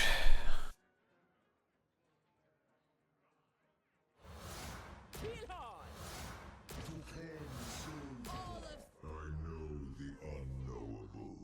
See the unseen. By fire be purged. This starts changing to a protector. Yeah, that's actually quite annoying for me.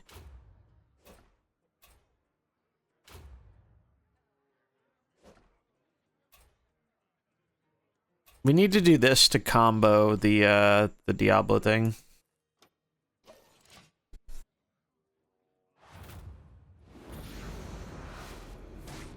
Yeah, he's gonna change Diablo.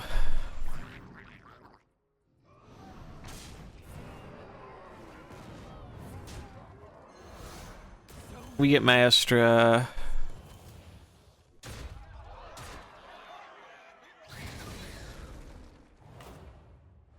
That actually went pretty alright.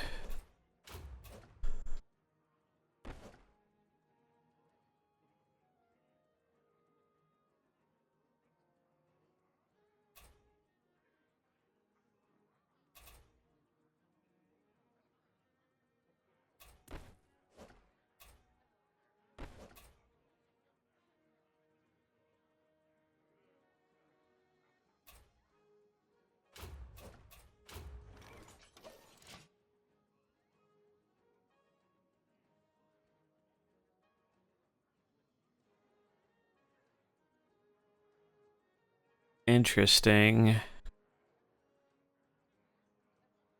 I think Tavish is going to be pretty good for us.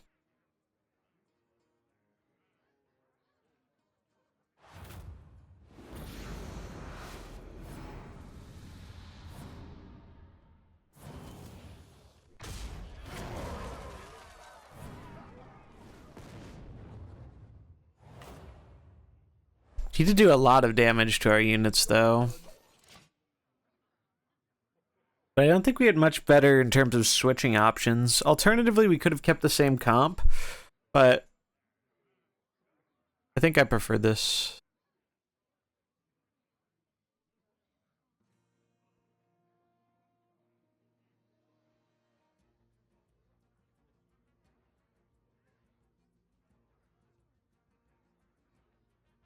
Alex can snipe me, though, I guess.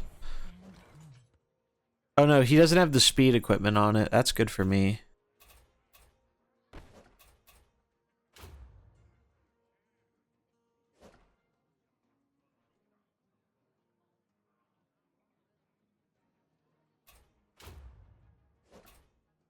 I think I'm more scared of this.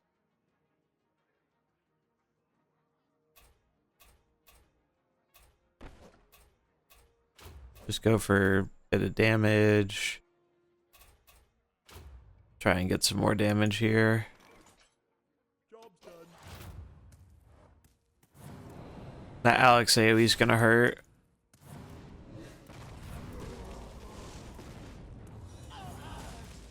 Oh, Alex healed. Interesting.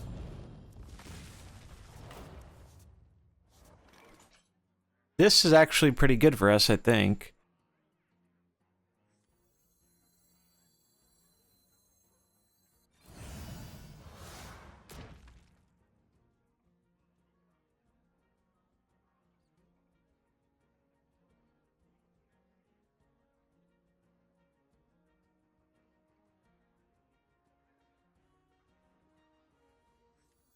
I think it's Diablo here.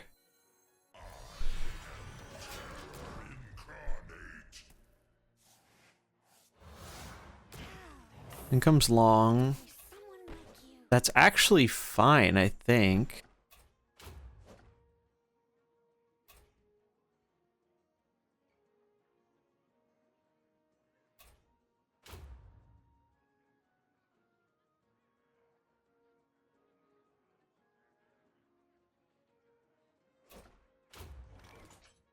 Job's done.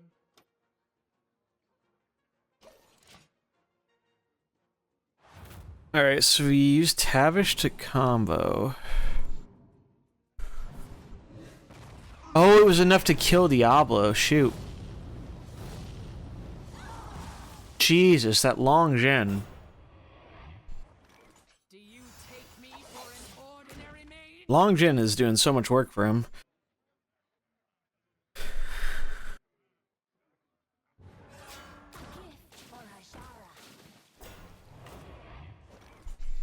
Crazy work from the Long Jin. I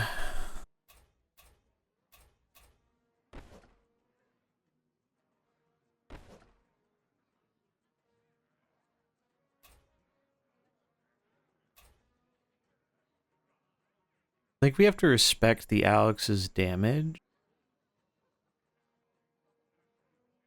10 gets it down to 13. So it would still proc twice, which is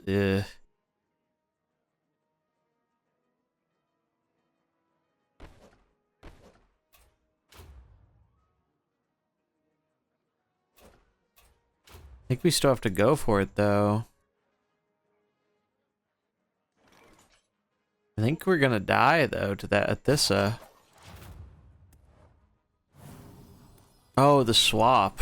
Shoot.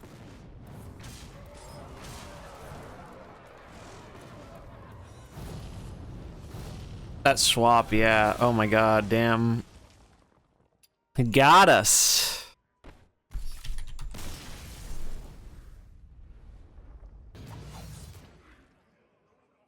Oh yeah. Surijak, no, I mean, Surijak is very, very good at adapting. That hook tusk actually is, I think, really one of the big things that screwed me too in the beginning.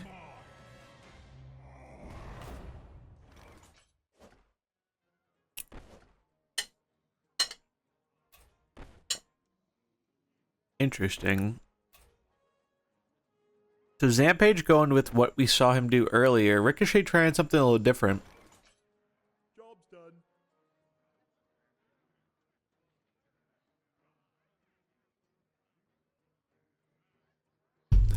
So the 5s from Rexar and Crush.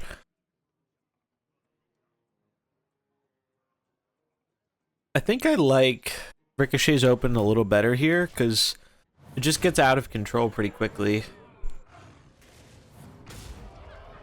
Does get the kill though.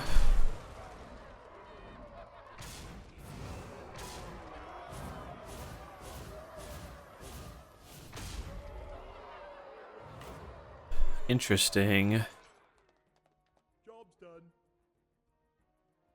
3 blues from the bench for Ricochet. In comes Rogers. Rogers is actually really good here because that means you can actually speed up to deny Crush. Job's done.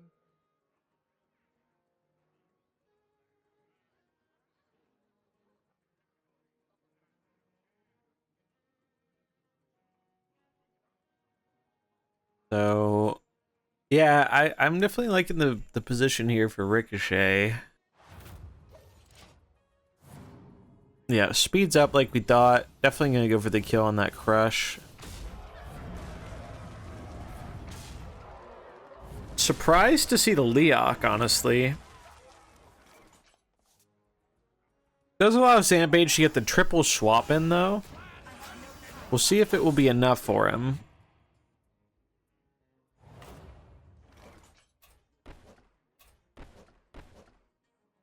Going for a cool combo here, the summons with patches into ramping up the Sylvanas. I like Avatar here as well. I don't think it lives to do Avatar, though. Ricochet just has too much damage. Yeah, I think you have to trade off... Oh, I think you have to trade off the Leok so it dies. So you get another patches summon.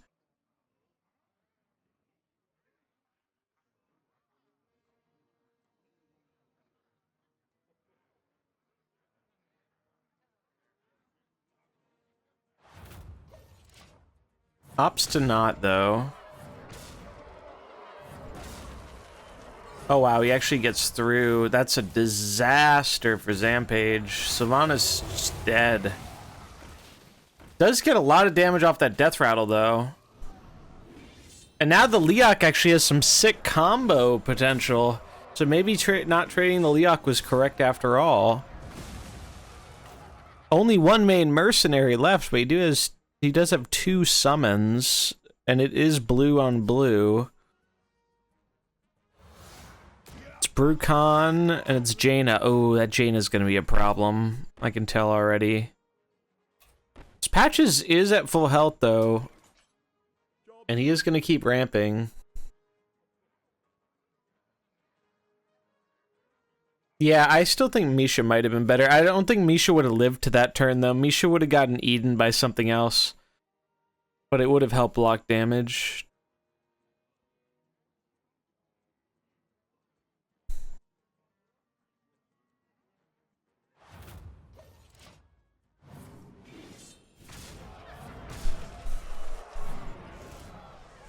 Does get the chain lightning off, and yeah, that's gonna look like game here. Relatively close game, but Ricochet just had so much power in his lead. Job's done.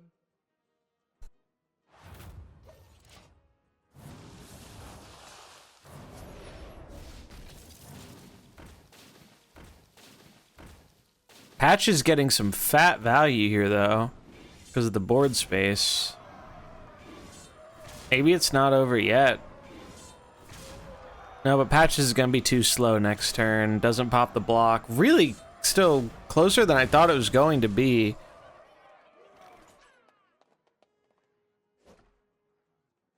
But that is going to wrap up game 1 here. Very close. Ricochet just squeaking it out.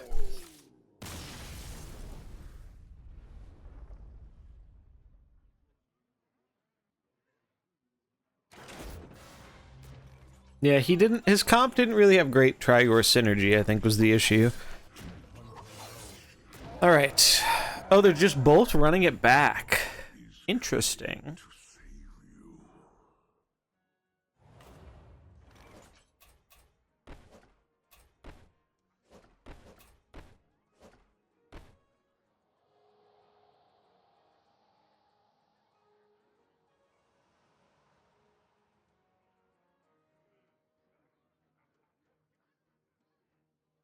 Very interesting. So I think the opener favors Ricochet here, but as we saw, last game was actually pretty close. Patches did a lot of work. Looks like he's thinking where to send the Smuckla this time around.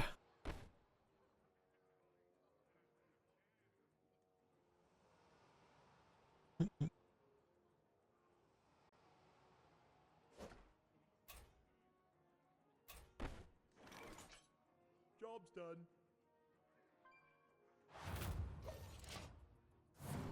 Alright, hidden to Yasharaj again.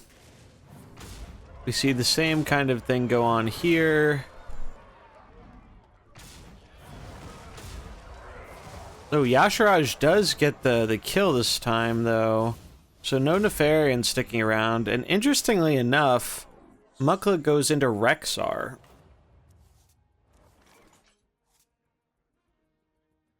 So Zampage still has all three of his mercenaries, but they're at pretty low health.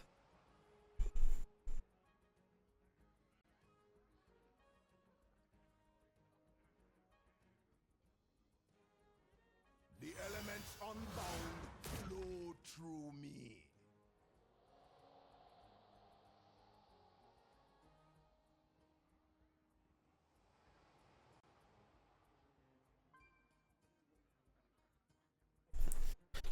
I was thinking I'm gonna send in the Brukan to snipe down the Yasharaj, most likely. Thinking about Jaina versus Rogers here.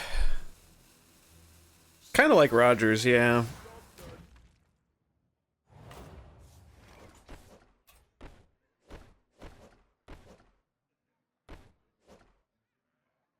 Yeah, that changed quite a bit hitting into the crush. Job's done.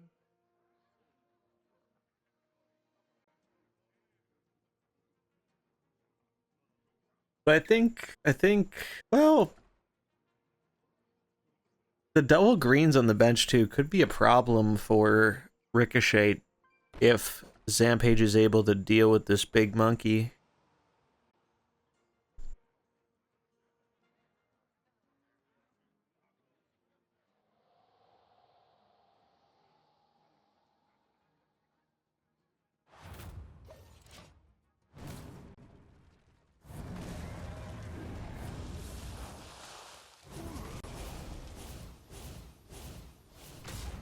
Yeah, God, that is a very, very large Mukla. Job's done.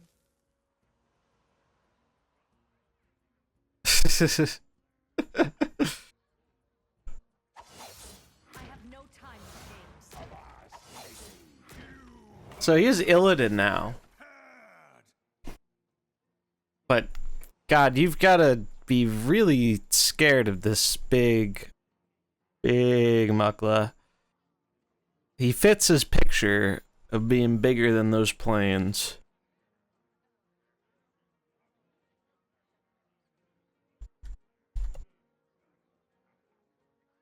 And that Sylve is looking kind of threatening. I'm honestly surprised he didn't save Rogers' 2-speed. I really thought he was going to save that to answer the Sylvanas. Now the Sylvanas is actually looking very problematic for Ricochet.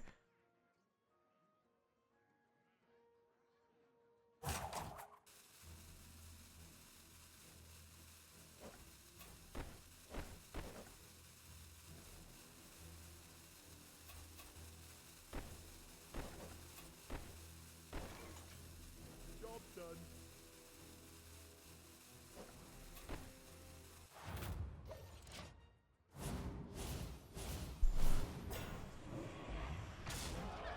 Oh wow, the Sylvanas for the Queen doing some work there. Illidan going down, but these patches summons are just gonna decimate Ricochet. And I don't really see a way he comes back from this. Jaina on her own is not enough. And Ricochet sees it and says, let's just go on to game 3. So Ricochet going back to his Murky combo with the Onyxia could be holding the Nefarian on the bench. Actually, we know he's holding Nefarian on the bench because the Onyxia has more attack.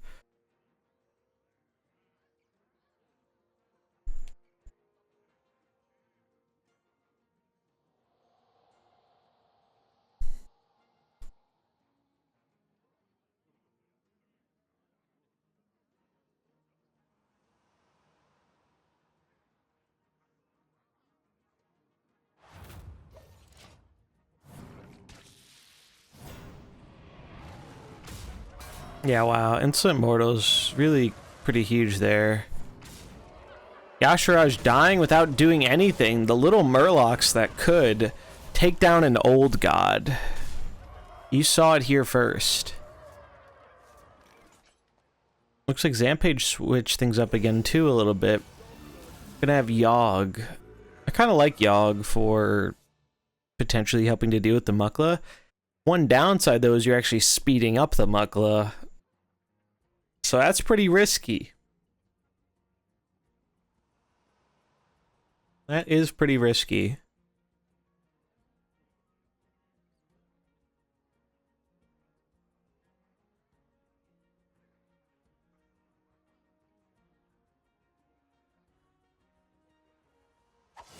In comes Nefarian.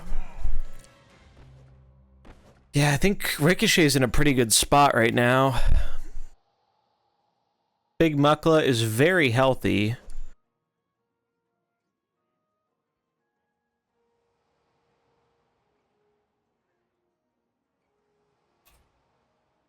Thinking about doing a summon. Interesting. Yeah, he's actually gonna go for the summon. I guess to build up the Sylvanas. But if you don't deal with that Mukla, you're not getting Sylvanas to do anything. I guess you could make them attack into each other again with For the Queen, but you really have to set that up right for it to pay off.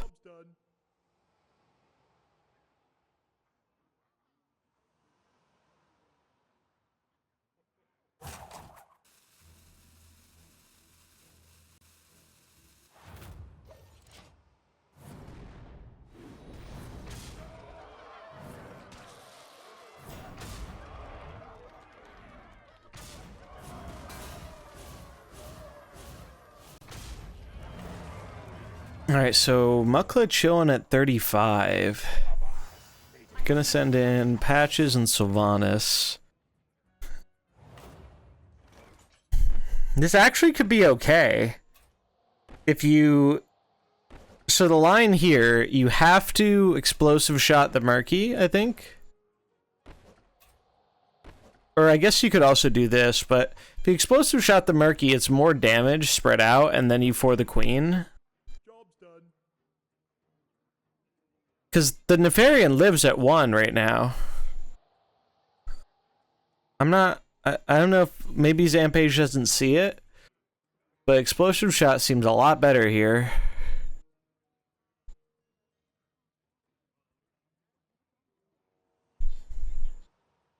Oh, he is attacking with the Leok, though.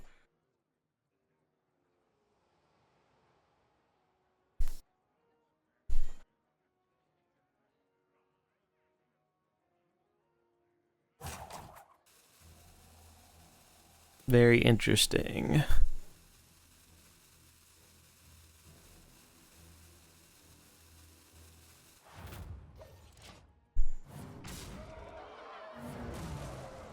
Alright, so For the Queen.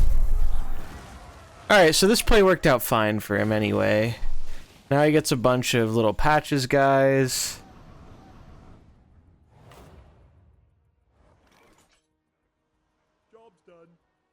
And I'm not really sure if there's a way for Ricochet to turn this around.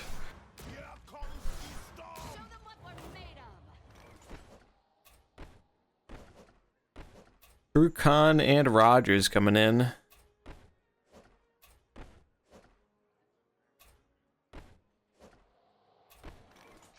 Sylvanas gonna get really big, and I'm pretty sure she's just gonna close out this game because Ricochet does not have an answer.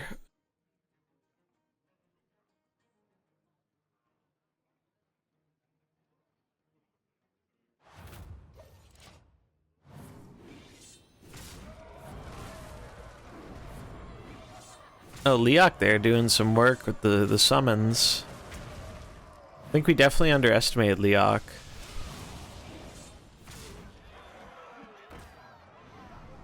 Yep, there goes Brukan, and now Sylvanas is gigantic, and that's going to be all she wrote. Zampage gonna get the kind of reverse sweep. And he is going to move on to our losers bracket finals to face me with the fire comp.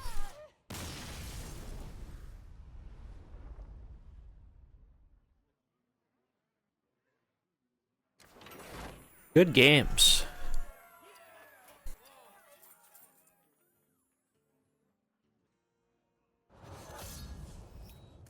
All right. Tried and tested. Open here. Ordinary mage.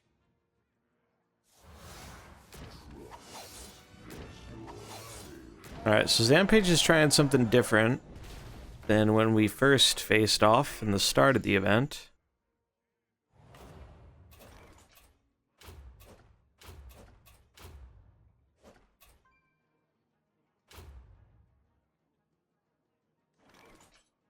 Job's done. I think this seems fine.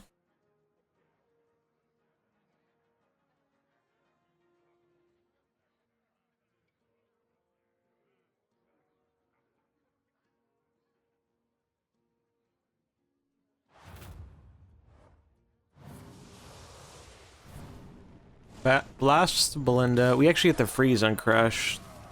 It's pretty huge. Oh, and the snipe on him too. Jeez. That's wild.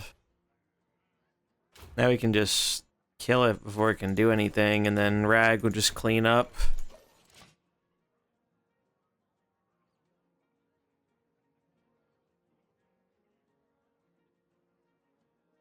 Yeah, the fire opener is really, really strong. He can deny our fire combo here, though, actually, if he blasts with Yogg. Potentially, at least.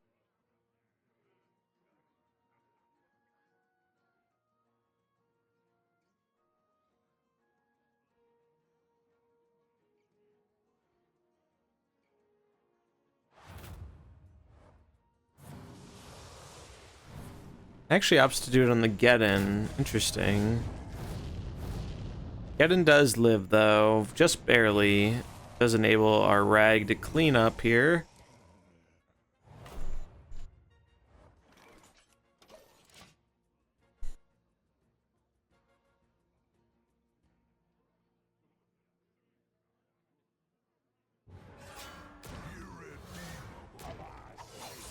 Let none survive. Alright, Sylvanas is here. Need to respect the Sylvanas for sure.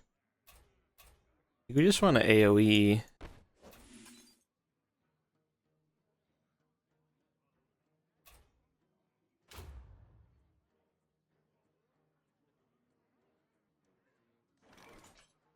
Job's done.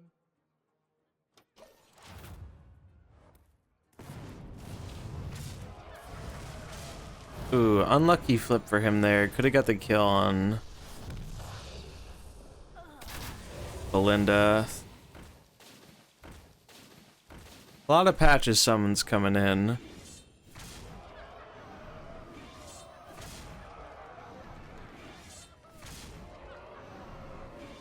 Those do hurt.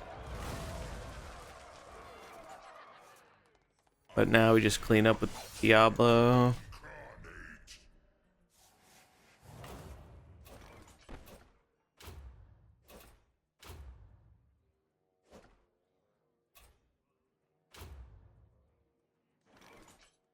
Job's done.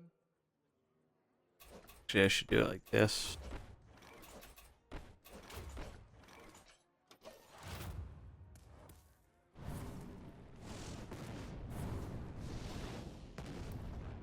And that'll be it for game number 1.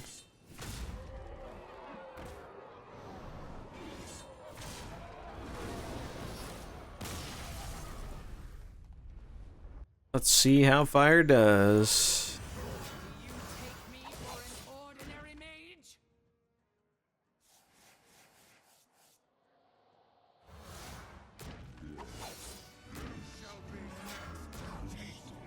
Trying out something different here in the opener, it seems. Interesting.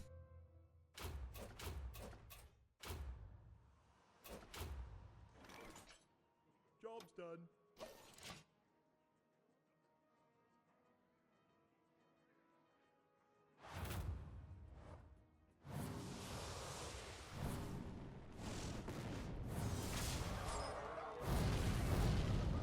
Alright, so the killer elemental. Get some big hits in.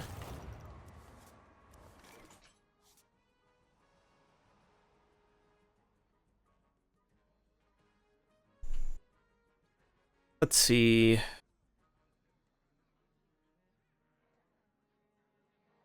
think it's just Maev. Fear what is Oh, my positioning is terrible, actually.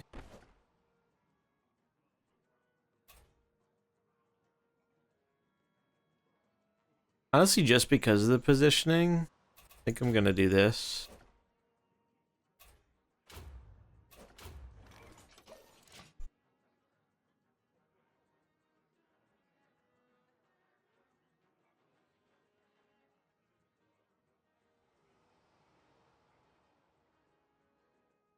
I guess it wouldn't have made too much of a difference because I don't really want Maev in the middle because of Illidan.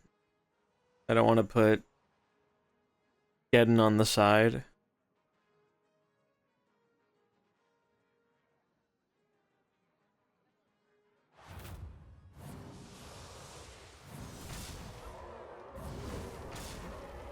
Lost the flip there.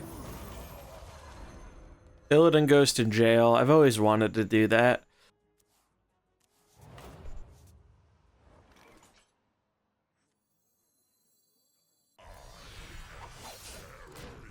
We did the lore thing.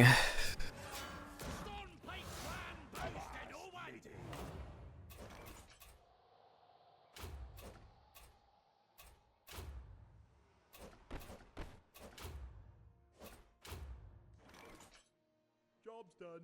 We did the lore thing. Illidan was sent to jail by Maev. so many new faces?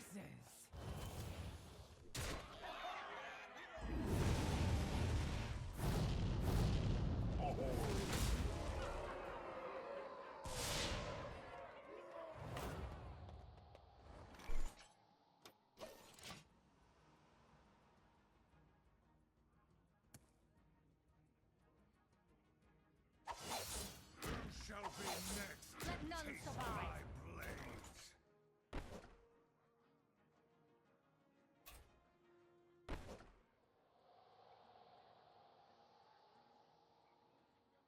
blades.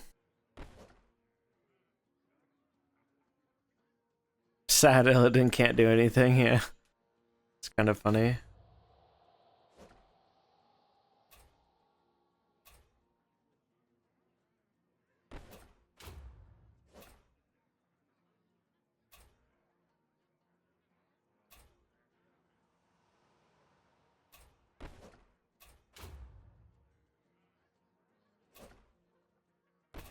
I guess that's just fine.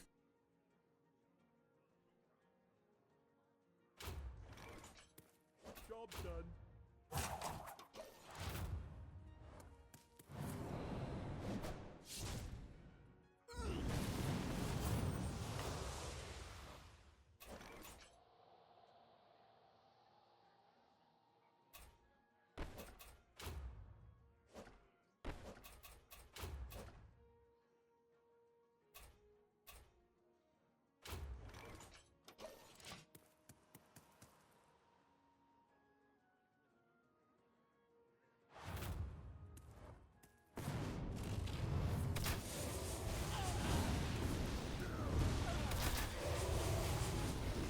Zampage did make it closer that time. But fire still proving a bit too difficult to take down.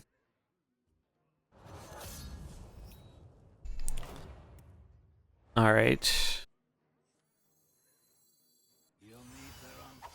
Our lowest health Merc will be Geddon. So we want him in the middle, I think.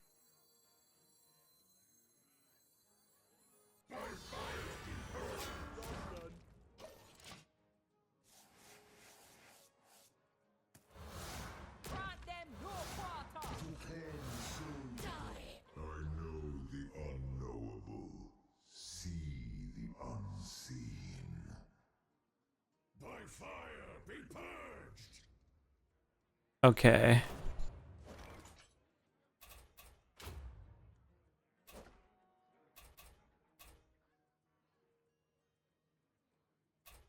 So I'd rather spread the damage on turn 1. We don't really need the speed up for turn 2. They make Tavish red. So many new faces. Maestra does her thing. Oh, but now it swings for 30. Oh, geez. I didn't know it was going to work that way. Whoops. It also screwed up our combo. Oh, geez. Oh, no. Well, that's the first time I've seen that interaction. That was pretty funny, though. We learned something.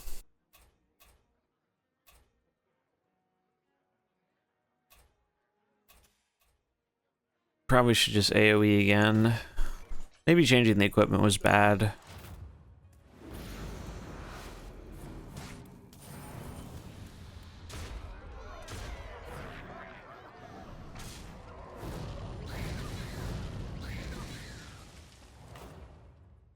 It's kind of working out. Let's put Master in the middle.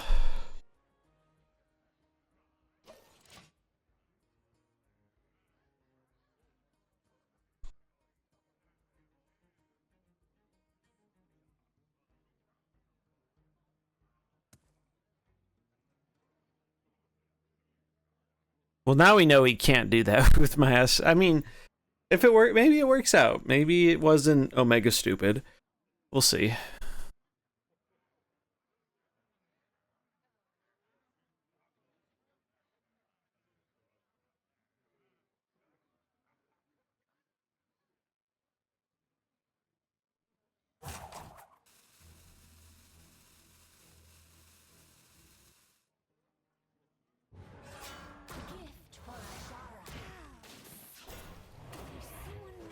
Yeah, that's the funny thing, Zampage. I think if Bran wasn't broken with his resist, there would actually be a better way for me to deal with the team a little bit. But we got to work with what we're given here.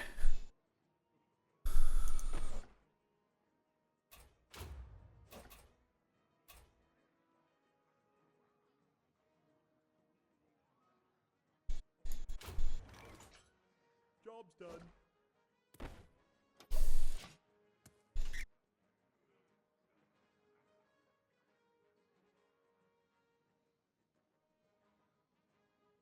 I'm kind of liking our position right now, though. It seems okay.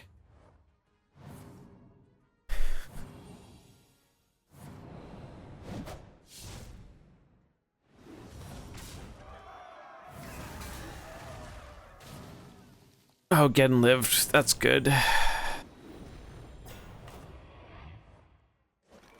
Oh, the bleed made us get a summon, too.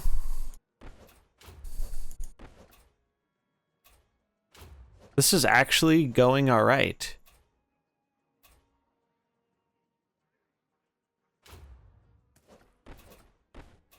Order. Send that there. Job's done. Wait, we're getting these 7, so that'll be enough to kill anyway. Put that here.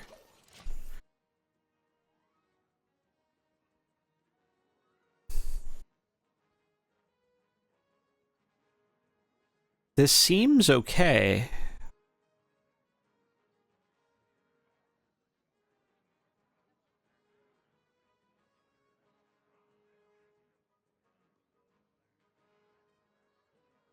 It'd be cool, like, sending a screenshot of this to, like, the beginning of Mercenaries, Just a red Tavish chilling some random new characters we've never seen before, like these two.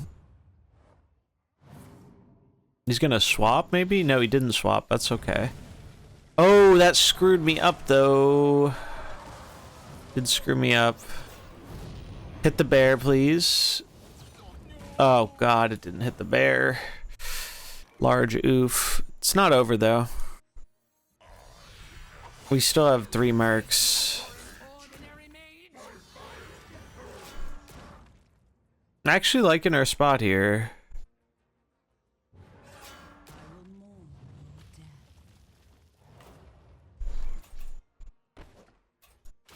Whipping out the fire elemental.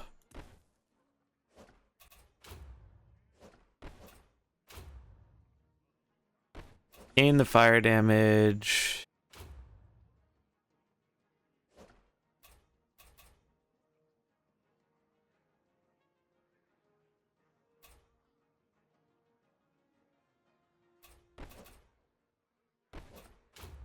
This looks pretty good. We should do this just to stack our 5s. Job's done.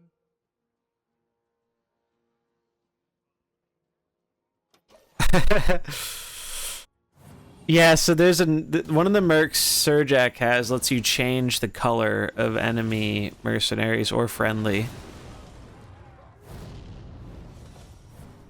Holy crap. We actually won, chat! I can't believe that.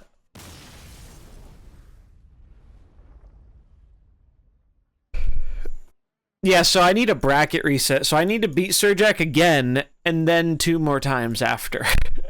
He added a red. Interesting.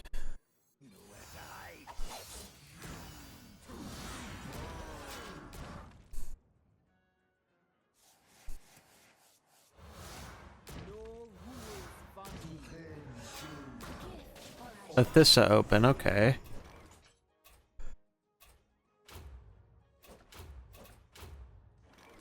Our plan is going to remain the same.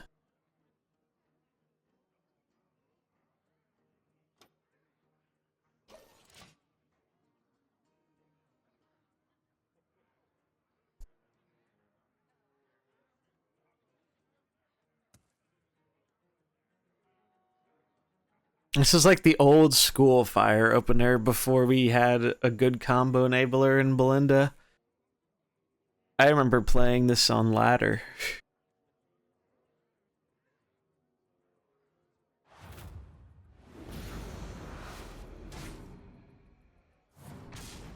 Oh, he made Geddon red instead of making Tavish red. That's pretty interesting.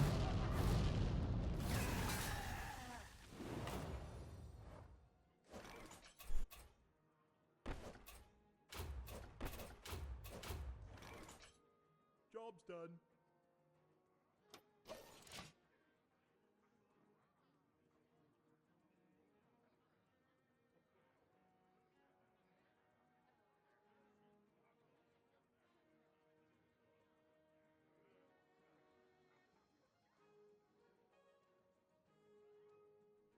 So it seems like he's going to try and lean on his reds more this game rather than his blues.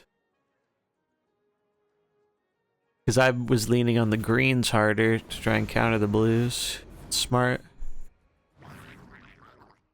Oh, hit Tavish, please. Nope.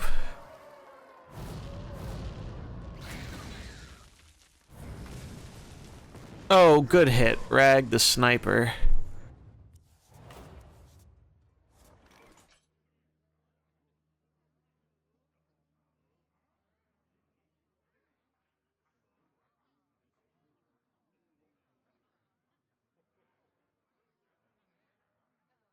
I think it's Diablo here. Diablo also lets us Maestra.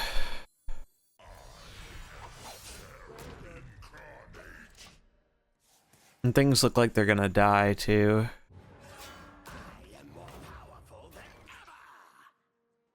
Okay.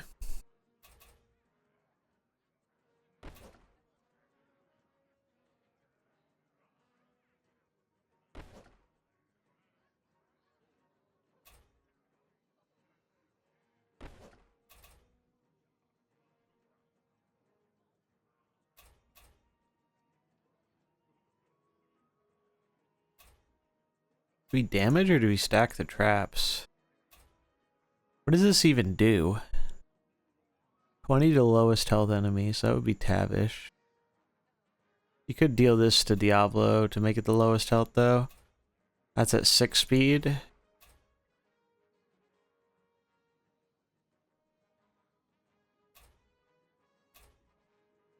I think it's worth trying to Fire Stomp.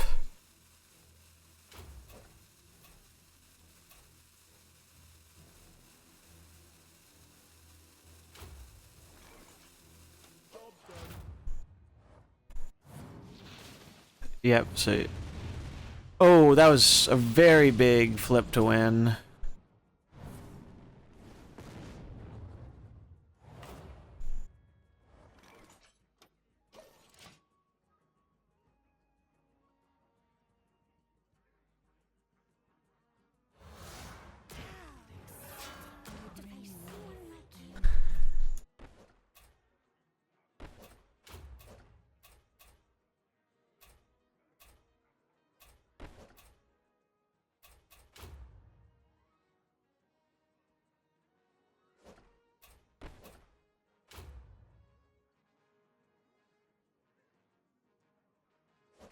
We can kill long if we just deal with this. Job's done.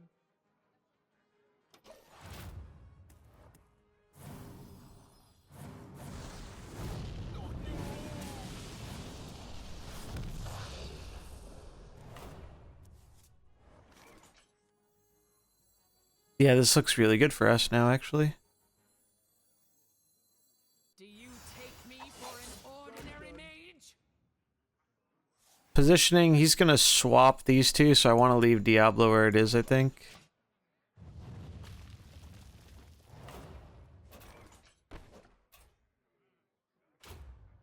Oh no, he just swapped. He just swapped, so he can't swap.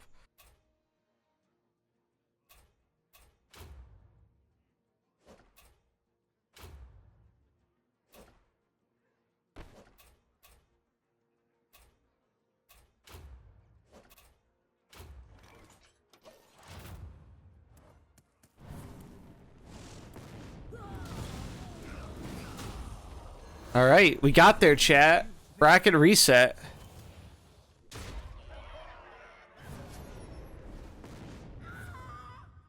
That was well done.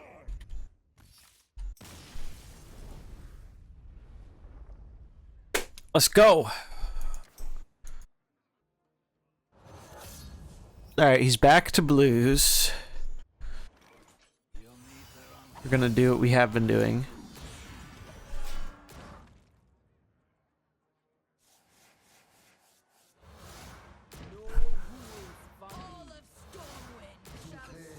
He changed the positioning. Interesting.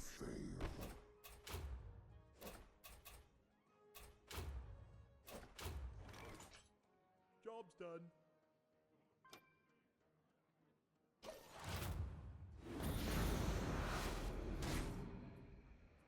Alright, he's back to making Tavish red.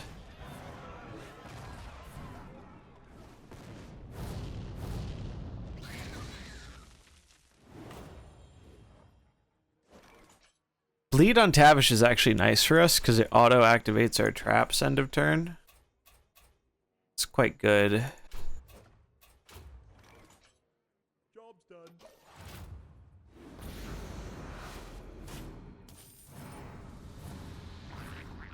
Healing the Nizoth. It's in there. Frag gets there.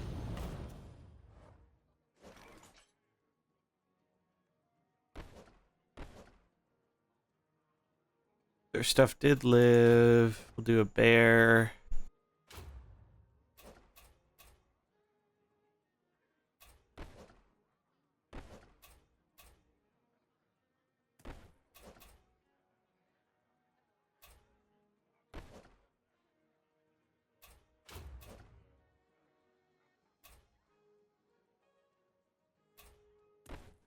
Let's think about this. Actually, let's shoot this for the 10. Job's done.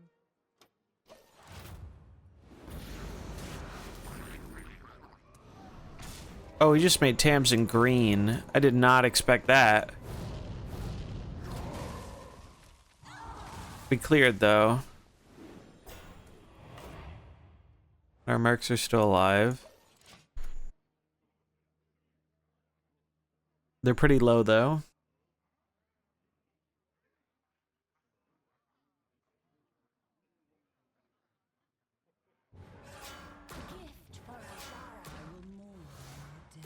Let's check the equipment. So they don't have the fast one. They can snipe getting down, though. We still do trap.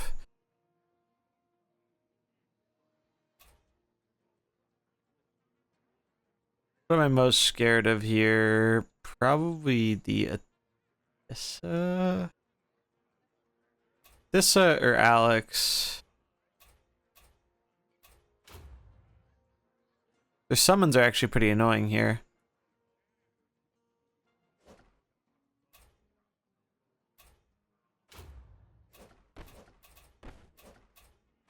Do this for damage.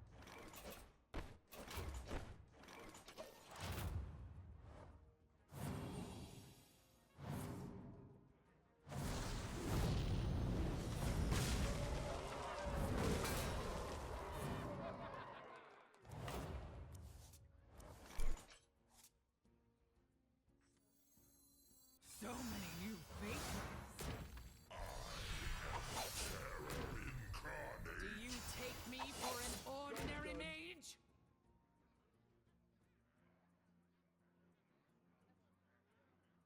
I think he's gonna shuffle and put those over here. Ah, he didn't. Damn.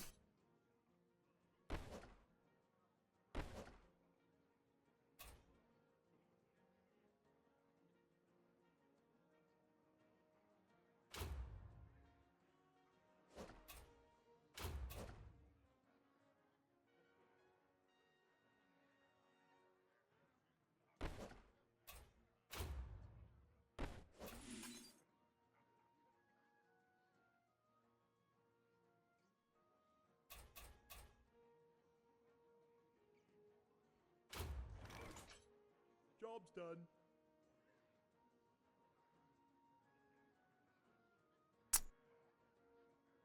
Yeah, it is kind of dangerous to fire stomp into the long gen. Is it worth the risk? It's so much damage, but it's gonna hurt so much.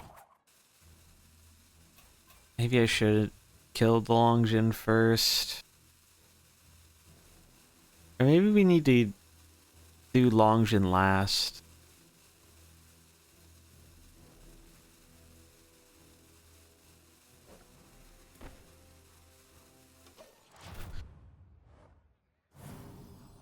Oh, he swapped. Ah, shit.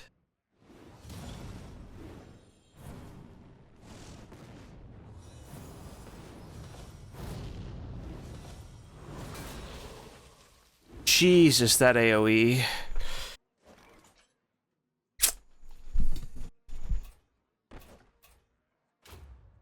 Oh my god, we're one off of just killing the long gen.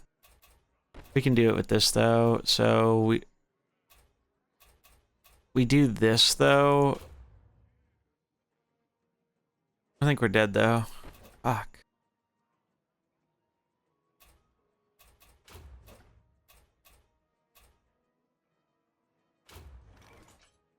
Job's done.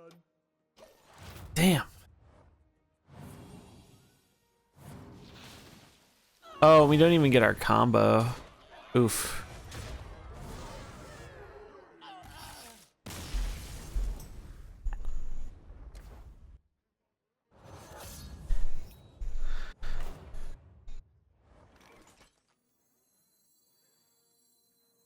Do you take me for an ordinary mage? Think about the positioning. This positioning should be good.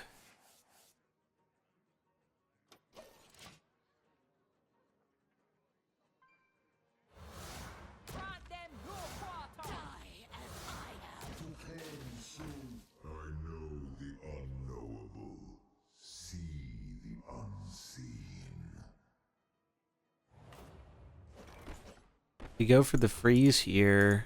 into this on this. Damage here.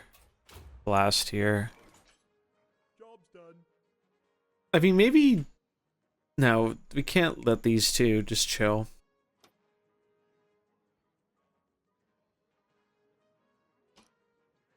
This is more damage, though, and also gives fire weakness. We aren't fire comboing anyway.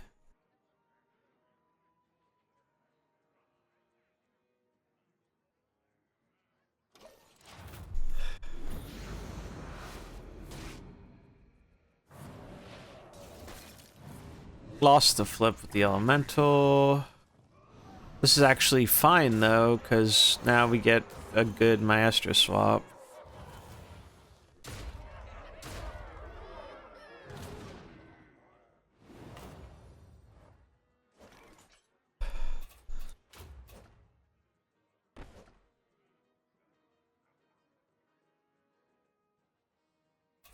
Just AoE.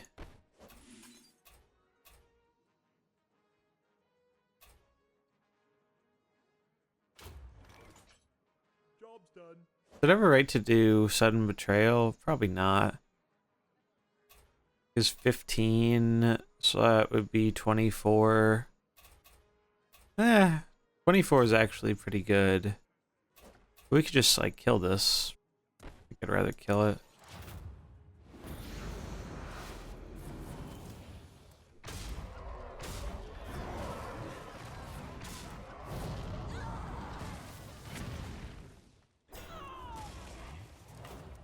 Alright, easiest Diablo of our life.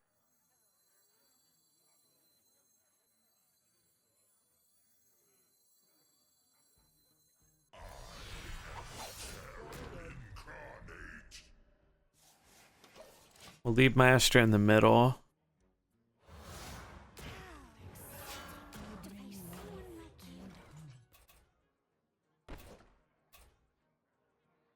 Fire Stomp, we do this to try and absorb some of the hits.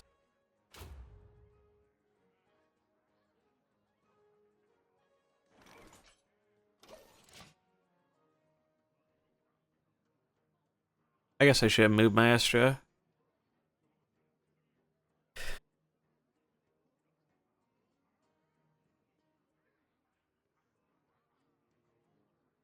Did our... Oh, our explosive trap hasn't gone off yet either. Interesting.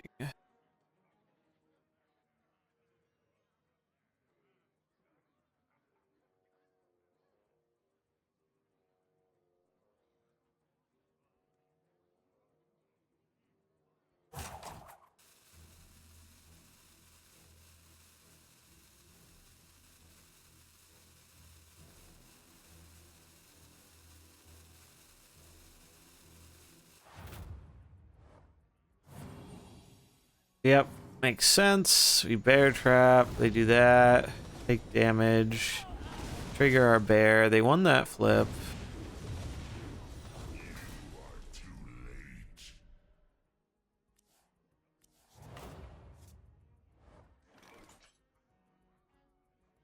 And now we just get in.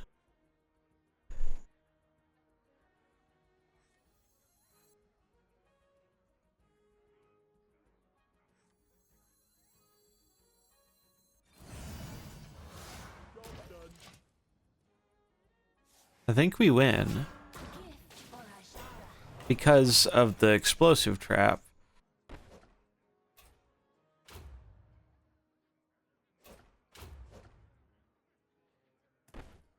We just leave this.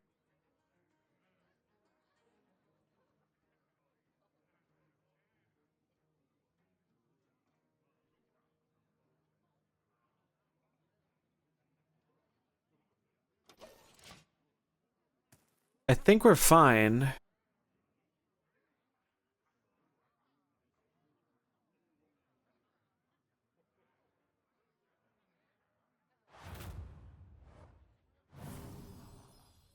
The swap. Oh, that actually could be a problem. Oh, but no, now it's not.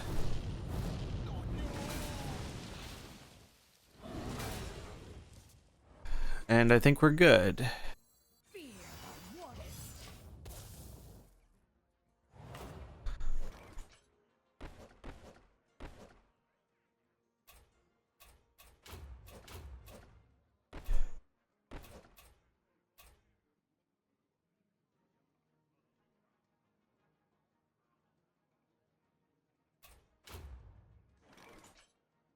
Job's done.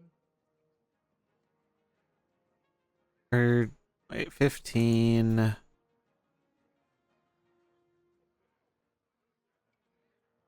This is actually smarter, I think, doing it like this. Bop, bop, bop.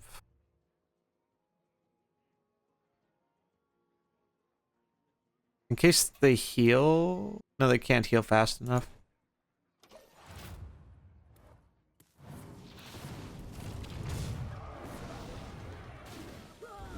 Let's fucking go, dude.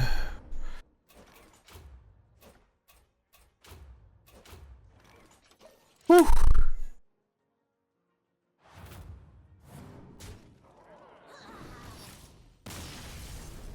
Jeez, dude, what a series.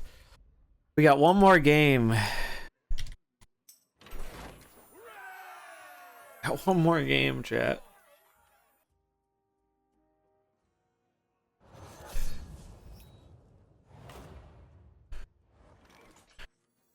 Fear of what? Do you take me for an ordinary maid?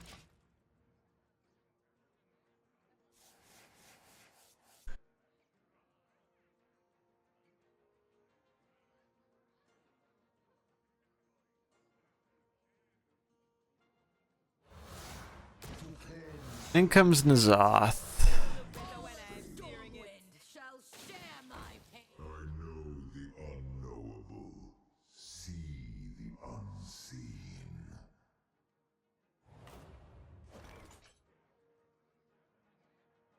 So,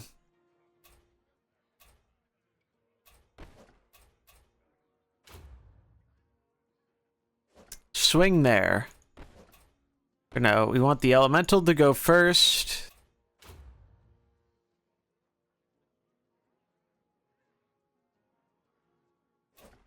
Freeze that. Swing here.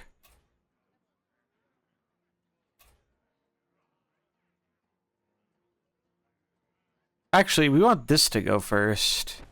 Because of Maestro before he gets the summon off.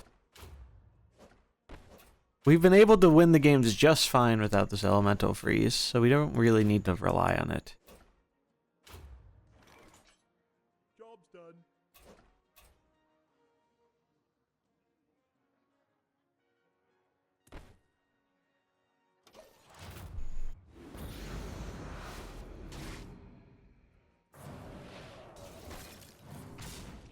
Alright, that's really nice for us. Big damage. Oh, we get the freeze too, wow.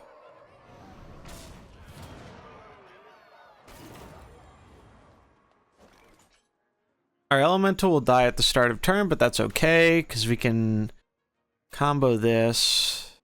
We don't even need to combo it, actually, because this will die. We can 14-14. And then just AoE to clean up. Job's done.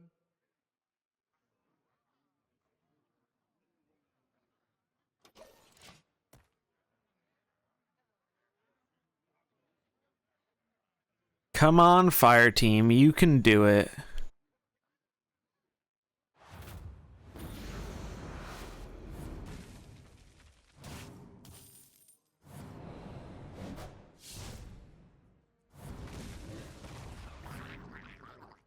Oh, Belinda can die. Please don't kill Belinda. Alright, cool.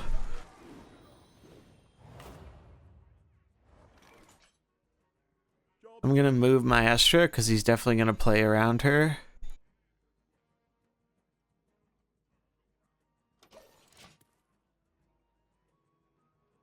I'm liking where we're at though. I'm liking where we're at.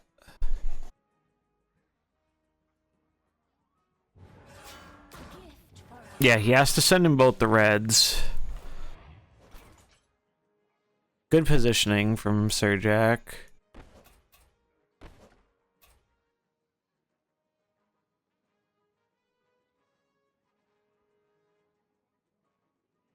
We just don't want to kill his stuff. We want one of our things to die so we can Diablo without the threat of Longzhen. That's the route I'm gonna take with this.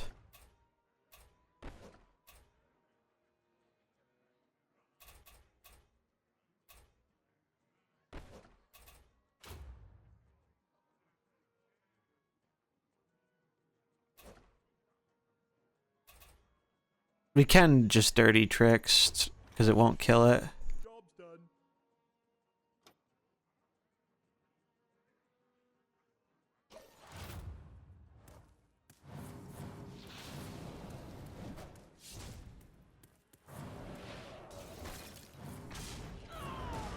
Yep, that's what we wanted to have happen. Alright, cool. Now we're set for a big Diablo.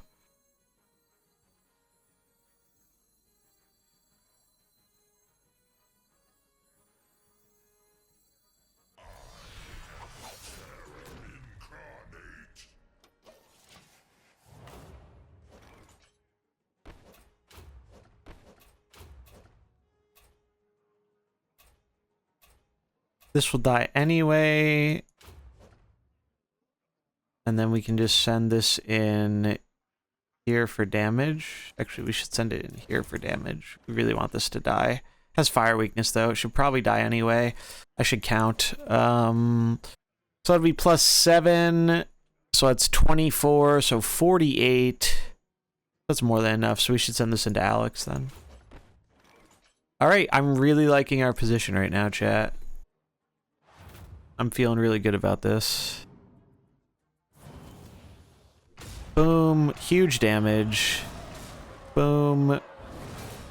They get the ability off. They get roasted. We actually get a smaller Diablo AoE because of that, but who cares?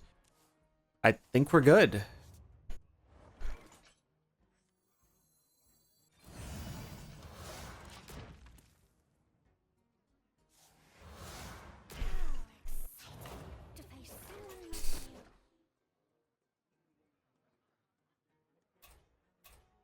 Just kill the Alex, leave Longjin alone. Job's done.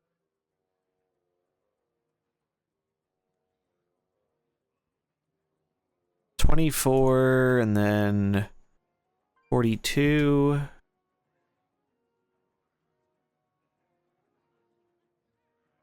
It's 66, so that will kill.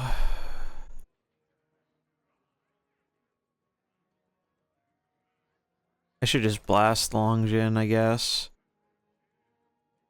They can swap, so I should actually do it like this. In case they swap. Didn't swap, okay. Alright. We got there. There should be no way out here.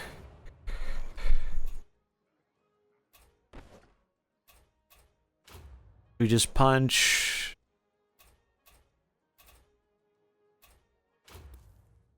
Just deal as much damage as we can. Job's done. 24 and 12. I'm just gonna calculate it just in case. Because maybe we 24 and 12, 36, 25, so it's 61. So you would actually live. How much is 3 procs doing to us? 17 damage?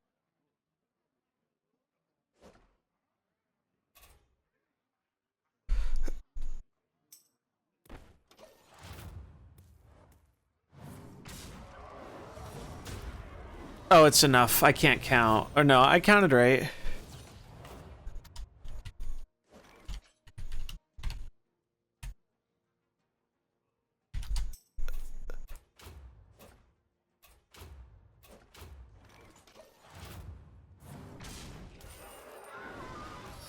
Whew, we did it. Let's fucking go, dude.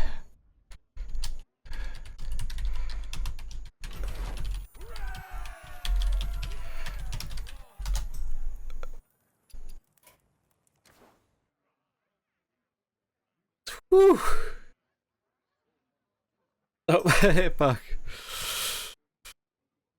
Whew. Unreal, dude. Unreal.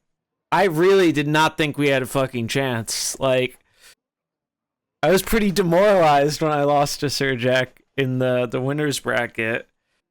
I was like, how the fuck can my comp beat that? Taking Rag out did work, and getting on the bench for the Blues made such a big difference. All right. Finally took home a W. Yeah, great game, Surijak. That was a really fun finale. Super fun. Your comp was so cool. Like, for a comp with no greens, fucking I loved the shadow combo stuff going on, and then the most interesting thing to me was how Hook Tusk really changed the game quite a lot between the healing and changing the types. It was like you have to think about things that you never think about otherwise. Like, that was really, really cool. Oh, what a event. Update the bracket. That was a hell of a fun draft. Fire comp eventually took us there. I like that we had the full 3 games in the final too. That's always nice.